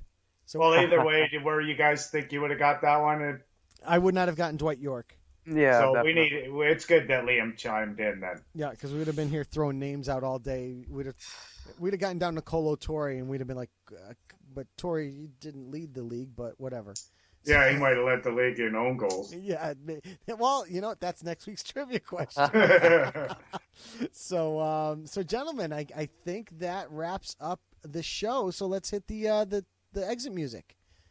All right. We'll get this rolling. For some reason, the computer's been a little slow this evening, but and we do have doubles chip or MLS games again this week too.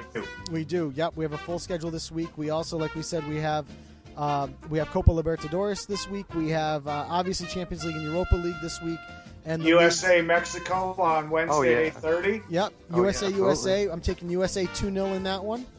We got MLS on Thursday at 7:00. New York City versus Philadelphia, and then again on Friday night, the Red Bulls and San Jose. Yep. Did we mention Montreal in the Champions League one? Nope, that's next week. We'll talk about the Montreal. Another week. Yeah, we have one more week. So coming up next week, like we just said, scores and highlights. We'll have the Libertadores highlights. We have Champions League and Europa League highlights.